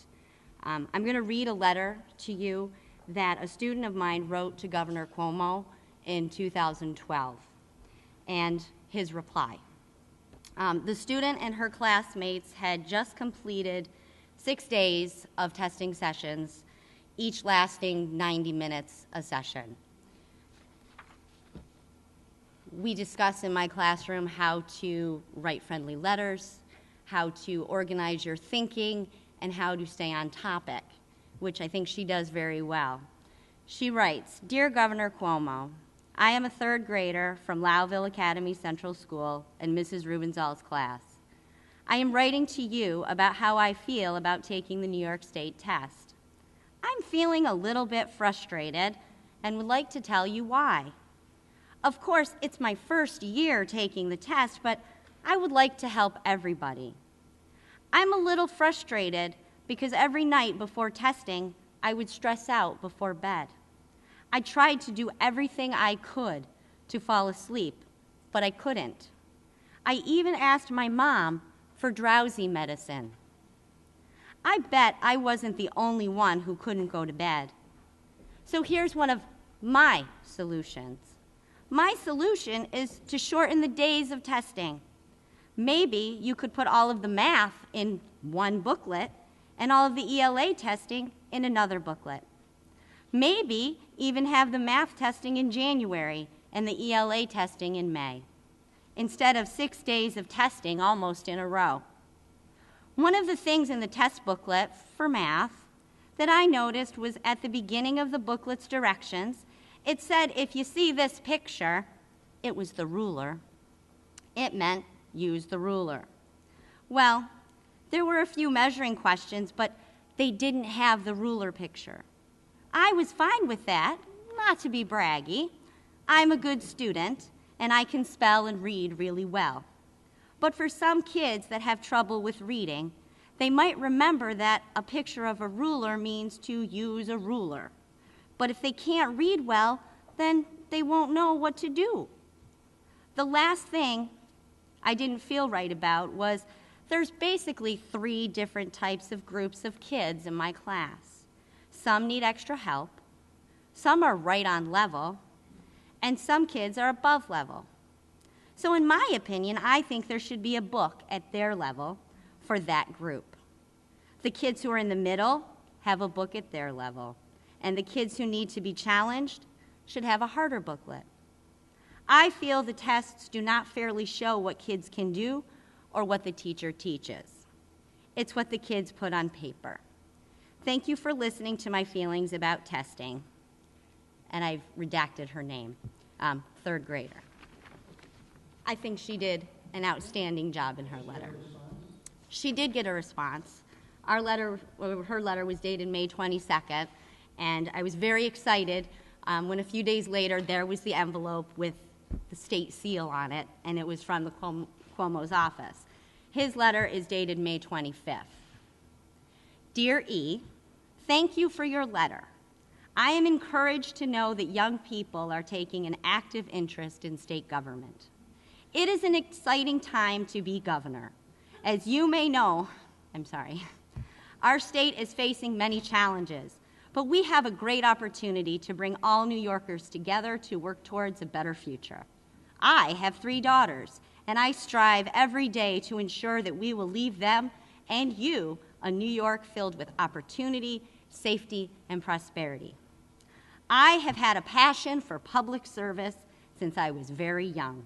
I encourage you to pursue your passions. All dreams are reachable with hard work and dedication. Again, thank you for your thoughts. Best wishes for continued success in all your future endeavors. You don't need to redact that name. No, it's there. You know what? At least she got a response. If you can call it that. Did he get her name right? Yep, the name was correct. This is the part for me that was kind of the most heart-wrenching. I've never seen a more defeated child. It broke my heart when she looked at me and said, "What's the point? Why? He didn't even say anything about my letter. What's the point if no one's even listening?" And I, being a good teacher, had to defend the fact that he's probably busy and, you know, somebody else read it and sent it out. My students, we keep on track. We don't chase butterflies. That's what I call it, if you get off topic. And the other kids were so excited when she got the letter, and they wanted it read because she was upset. And they're like, "What did it say?" So I read it, and one of the other boys jumped out of his seat and said, "He's chasing butterflies!" I'm like, yes, he is. So on behalf of this student and all of my students and all of our students, I thank you, gentlemen, for being here and for listening. Thank you. My granddaughter in 7th grade, now in 6th grade, she had her students or classmates email, "Stop the testing, Papa." Yeah. Hopefully you returned a reply that was at least in line with testing. Maybe the governor ought to hire her to write his letters. Yeah, she's 8. It was 8. Clearly written letter. Mm-hmm.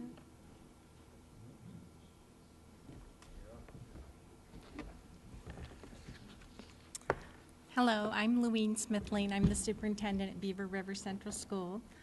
And thank you for the opportunity to speak today on behalf of the children, staff, administration, and the Board of Education of Beaver River Central School District. Every person who elects to speak today will do so today because he or she cherishes the children of our cherishes children, our most precious resource. In the world of education, we have 13 years to produce a high school graduate who is to meet today's global society expectations. All across the news and through our connected world, we hear how we do not meet up to other countries' expectations. Our graduation rates, Regents scores, New York State grades through 3-8 assessments are stamps in time to measure how our children are succeeding. In the era of increasing accountability, the Common Core learning standards have entered the playing field to even the score in many ways. For the first time, we have common standards across the nation to let us know how the students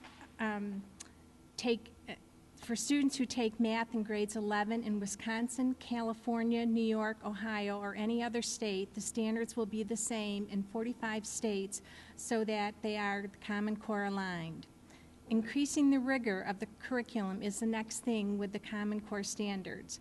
During the integration and implementation period, it is always difficult to get things right. It is never easy. There's never enough time, money, or answers. It certainly didn't help that we had several other initiatives going on at the same time, such as the APPR, the Teacher Evaluation System. At Beaver River, we adapted the modules into the curriculum to ease the transition. We wrote our own curriculums. We did not use the modules as they were if our teachers didn't want them to be done that way. And it will take us many years before we are where we want to be with the Common Core. But the real reason that I speak to you today is where school begins, pre-kindergarten. If you don't start with the youngest level, you'll never catch up. We know from testing our kindergarten students, we have a deficiency from the beginning. Greater than 50% of our students are not a grade level for literacy skills when they start kindergarten. In addition, we have a very high level of poverty, which is measured by our free and reduced lunch rate for grades K through 6, which is at 52%. Beaver River Central School has never received state funding for pre-K services, which has been frozen for new programs since 2008. We heartily cheered the release of new funding in the state budget in the spring of 2013. We were told that the grant would be released in the summer of 2013. So we started a pre-K program here in September with 31 students. Somehow this grant was stalled over the summer in Albany. When the grant finally rolled out this fall, we found out that we would not qualify because we started our program here in September. Until this fall, we were the only school district here in Lewis County that has not offered pre-kindergarten. These are 4-year-old children that we are talking about. I would appreciate any help that you can give us to ensure that our children will receive this grant and not be shortchanged because, gentlemen, we are counting on you. And again, we've talked about this, and we're working, trying to correct that, as you know. But we understood, listened, is that they started the pre-K before the money was issued, or before it was allowed. So because of that, because you went ahead and started, the state is penalizing you now without the funding. But Ken, no one told us that was going to happen. That's our issue. Right. And that's what I think we all try to fight for that. So we would love any help we can get. I mean, we have never received a dime from the state on this. So any help we can get. I have a question. Sure. Now, when you say the Common Core takes time, all right, the role, and I understand. Now, do you agree with the concept of the Common Core? Is that what you're saying? The concept behind it? What we've worked for several years to get the Common Core ready to go in our district. Our teachers have spent time working on it. It hasn't been easy, and we haven't had enough money. Right. There's never been enough money Okay. to do this. But if you would take the module and the Common Core, which is rolled out right now, a lot of schools are trying to implement what the state's giving them, using all the modules, using everything else, right? Do you think you would use that in the school? We haven't used, frankly, sir, we haven't used the modules the way they were. We did not find them to be age appropriate or developmentally ready in many of the grade levels. We let our teachers have used the standards. They've picked and choose which modules they've liked, but we've let them be in the driver's seat of how they've incorporated them, and they've written their own curriculum. So my other question is, right now what I'm facing, because we're doing this all over the state, and there is no uniformity whatsoever. Some schools have called their teachers in to help rewrite the curriculum, because the curriculum that the state is offering is just so bad. All right, and some schools are actually forcing their teachers to implement this without any teacher input. No, we've allowed our teachers to be writing on this for 2 years.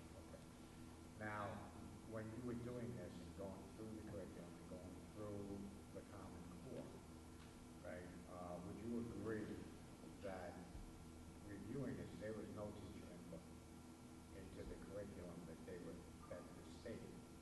It doesn't feel like it. originally wrote?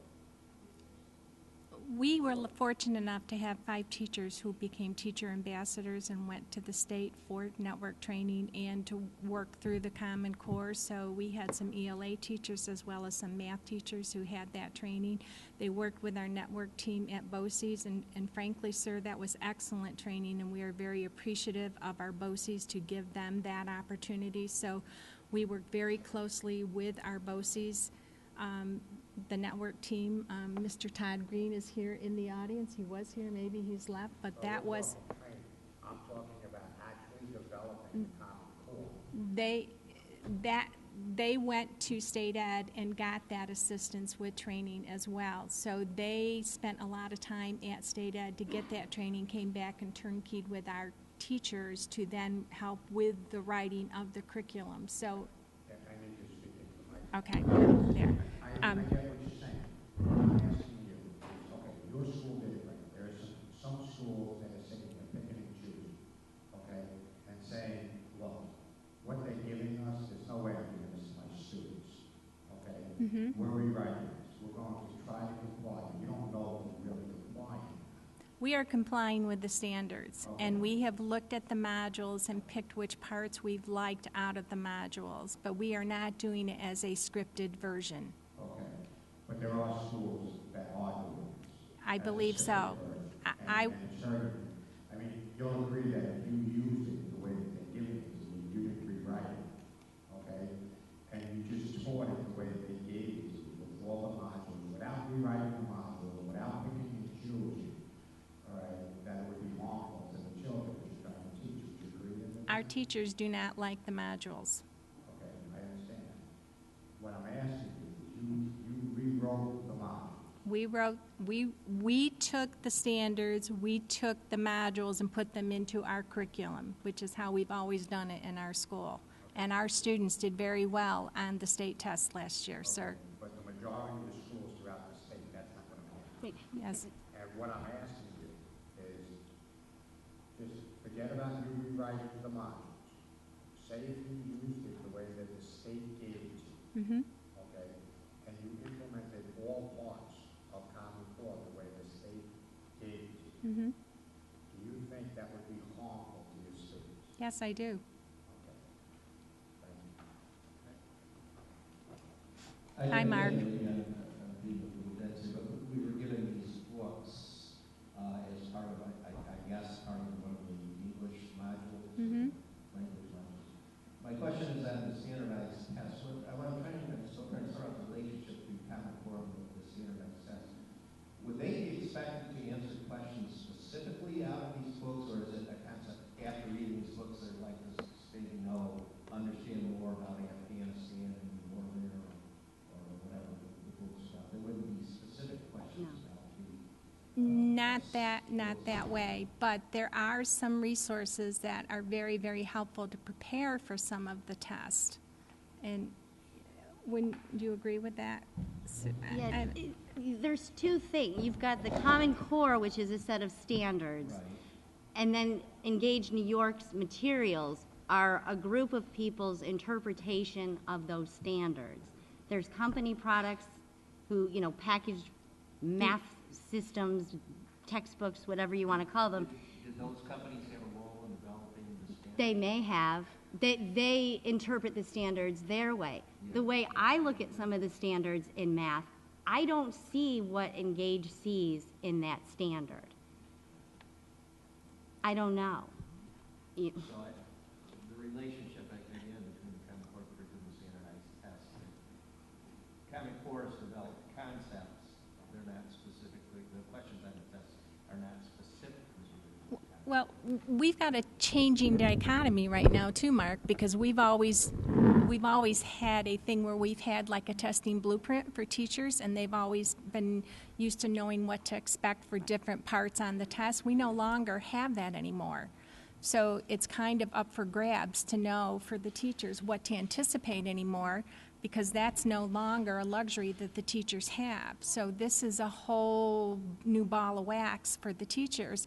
And the last few tests, they've also embedded the field test questions in for the teachers. So if you're a student who's a high-needs student, all of a sudden you get to some of these very difficult questions, that shuts some of these kids down. And part of that is a cost savings measure for the state, because we know how expensive these tests are. But if you're a kid who doesn't do well on a test, that's a really unfair thing for the kids, because all of a sudden they get to these tests, they don't know what to do, they shut down, and that's really a double whammy for the kids on these tests anymore. When you're putting these high stake questions in the test on these anymore, because it used to be that field testing was done separately. Now they're all embedded together, and I personally think that's not fair to these slow kids, the lower ability they kids. changed the cut scores, so Right. everything is being manipulated. The style of the questions, what's being embedded, how long the test takes. In the 9 years we've been doing it in 3rd grade, no 2 years has the test been the same. So to ask a 3rd grader to sit through multiple pages, and like 1 year it was 7 passages for those kids. That's way too long for a 3rd grader for his first experience of taking a state test. Who does that to kids? That's longer than the junior regents. Crazy. Thank you. Sure. Oh, I'm sorry. I'll wait long enough if you want to bring it back. Or I'll stick around if you want to get me later. I have a question from somebody in the audience. Will ask if they want to speak, but, they may be here. They ask me a question, or us a question, and it has to do with the children with disabilities, or learning disabilities. And, you have a 90-minute test. I thought it is 3 days of test. And a lot of these kids, what happens is their IEP from all reading it, it's going right out the window when they're doing the test. And you have AIS teachers who have to form that bond with us, okay? And they're not allowed to guide these children how they normally would guide them. And it's really having a devastating impact. And this is having a devastating impact on some of those children. We had a woman testify that's a teacher, that's a special ed teacher, that she had 9 children that were had their IEPs, and she had them in the classroom. That was the only accommodation. They could take the test in small groups. And she watched her kids as they started taking the test and how they got frustrated after a little while. And then she noticed one little boy, it didn't seem that he was writing anything down. And she started crying during the testimony. And she actually walked over to him and found that the child was stabbing himself with a pencil. And she said that she took the pencil away and told him it wasn't important. And that was the first time she felt like a teacher. Are you finding that with the special kids with disabilities, or just kids? Yeah, I'm an inclusion teacher. My kids for ELA, the inclusion students, can get extended time, and that's really the only thing they can get because it's a reading test.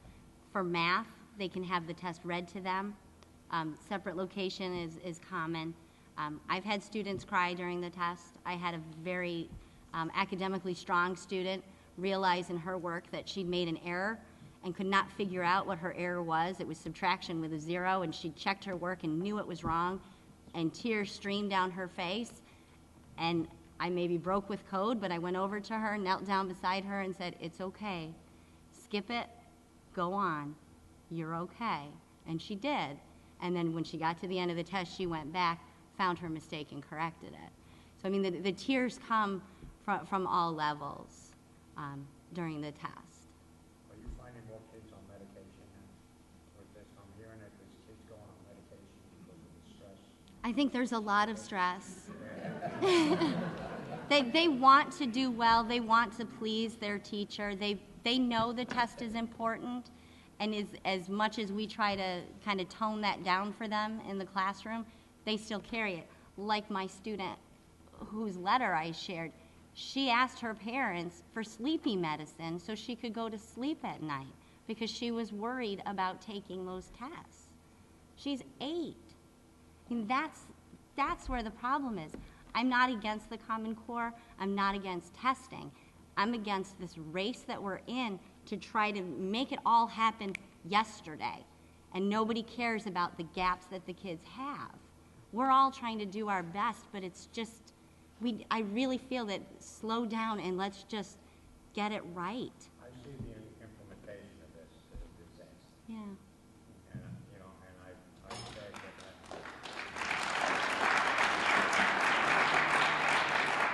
one of the things that I've been fighting, I want to break that law. We have to go back. We have to bring teachers in. We have to bring in mental health people. Yes. We have to do this the right way. Okay? And the bottom line is what I see right now is, and I've been calling it state-sponsored child abuse. Okay? Because especially kids with special needs, kids that come from, look, you have families out there that somebody's working 3 jobs just to keep the lights on. Yeah. Okay? And to put food on the table, and that's their priority. And they may not have the education. And, you know, they bring home these homework assignments, and I know when my kids came home with homework, I could sit there, and if I didn't know what was going on, I could take that textbook and look at that textbook, and I could figure it out and help them. We don't have the textbooks going home with the kids because they're getting handouts. All right? The other thing is if I couldn't help them, I would put the money out to get tutors in order that, you know, that outside help. These kids don't have that. No. All right? And I just think that especially kids that come from a distressed economic household, the gap is just going to get bigger. Yes. Okay? And I think that the dropout rate is going to grow too. So, I don't know. I just see this as a nightmare.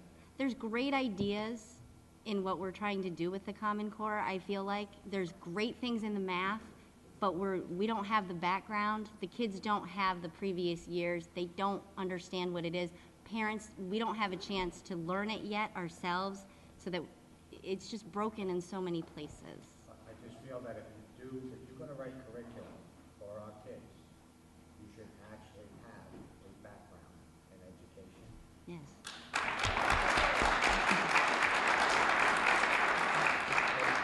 What I see here, it's sort of like if I wanted to go in for if I had to go in for heart surgery, I have somebody walking up, tapping me on the shoulder, saying, listen, I didn't go to medical school.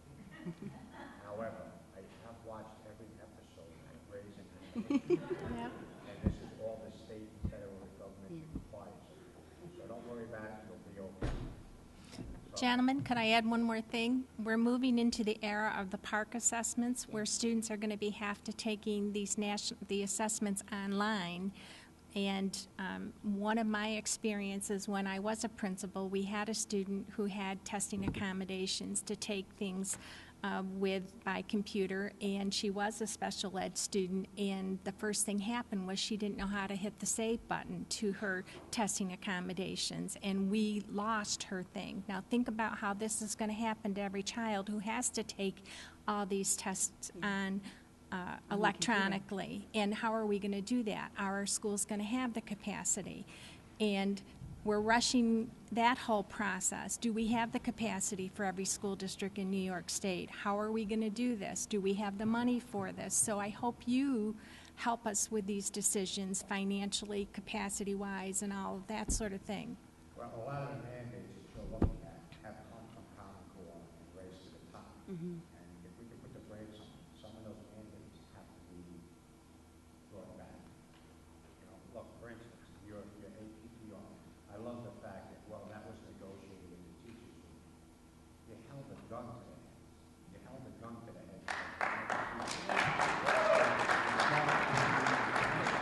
If you don't accept them, you're not getting the funding. So I just think we're going down the wrong road when it comes to education. And we have to stop demonizing our schools and actually work at our schools in order to get curriculum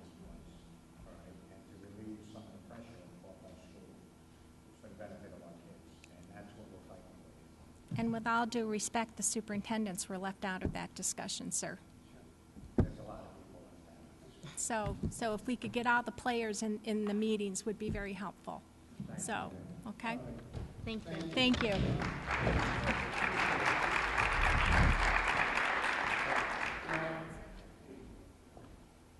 Just because we're under a time crunch, unless you want to stay and see the dress rehearsal for the Christmas show, we can certainly stay at that. But I promised that we would get out of here for them to do that.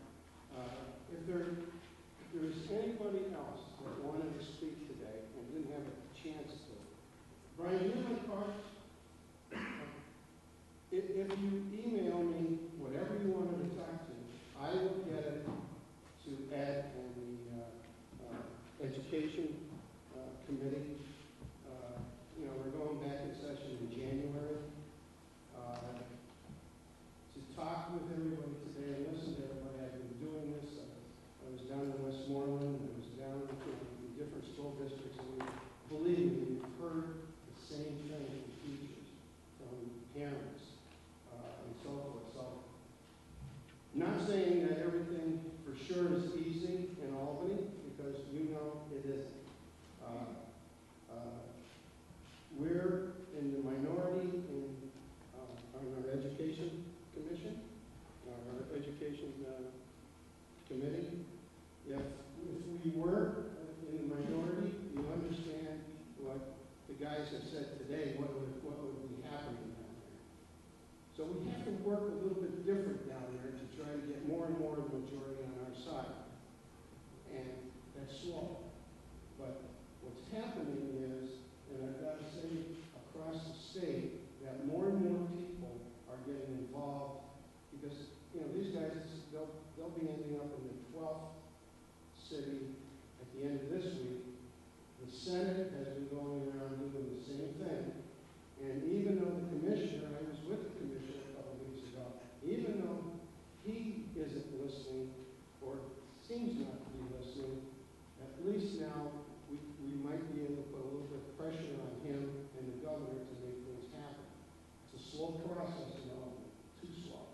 And when they put things out like the Common Core, you can see how fast they can work and how fast they can put it going and put it out there and make things happen in a short period of time without any kind of input from teachers and parents and administrators. And by the way, we hear that from constituents all the time. We're the ones out in the field hearing it from parents and teachers and groups like this that are coming here tonight, which I want to thank everybody for showing up, because we're taking it.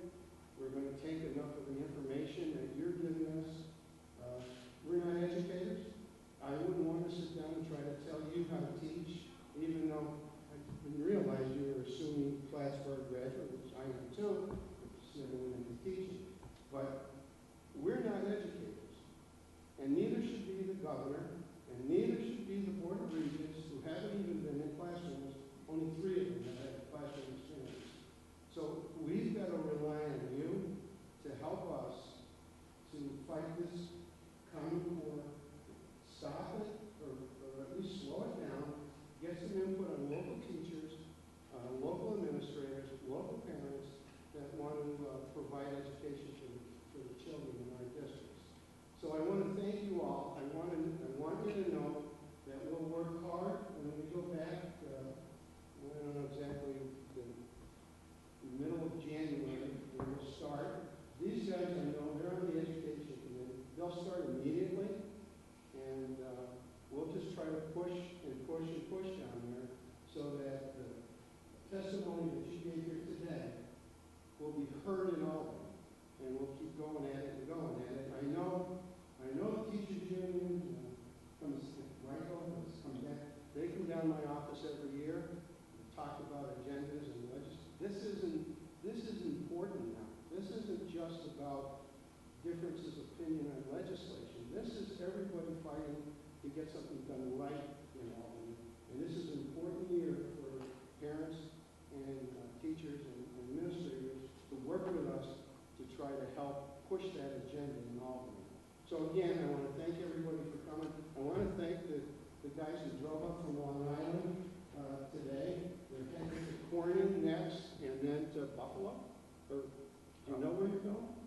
The one in Buffalo is going to be rescheduled. Oh, okay. So, but anyway, they're hearing it all across the state, and I just want to again reaffirm that we will be pushing that involvement.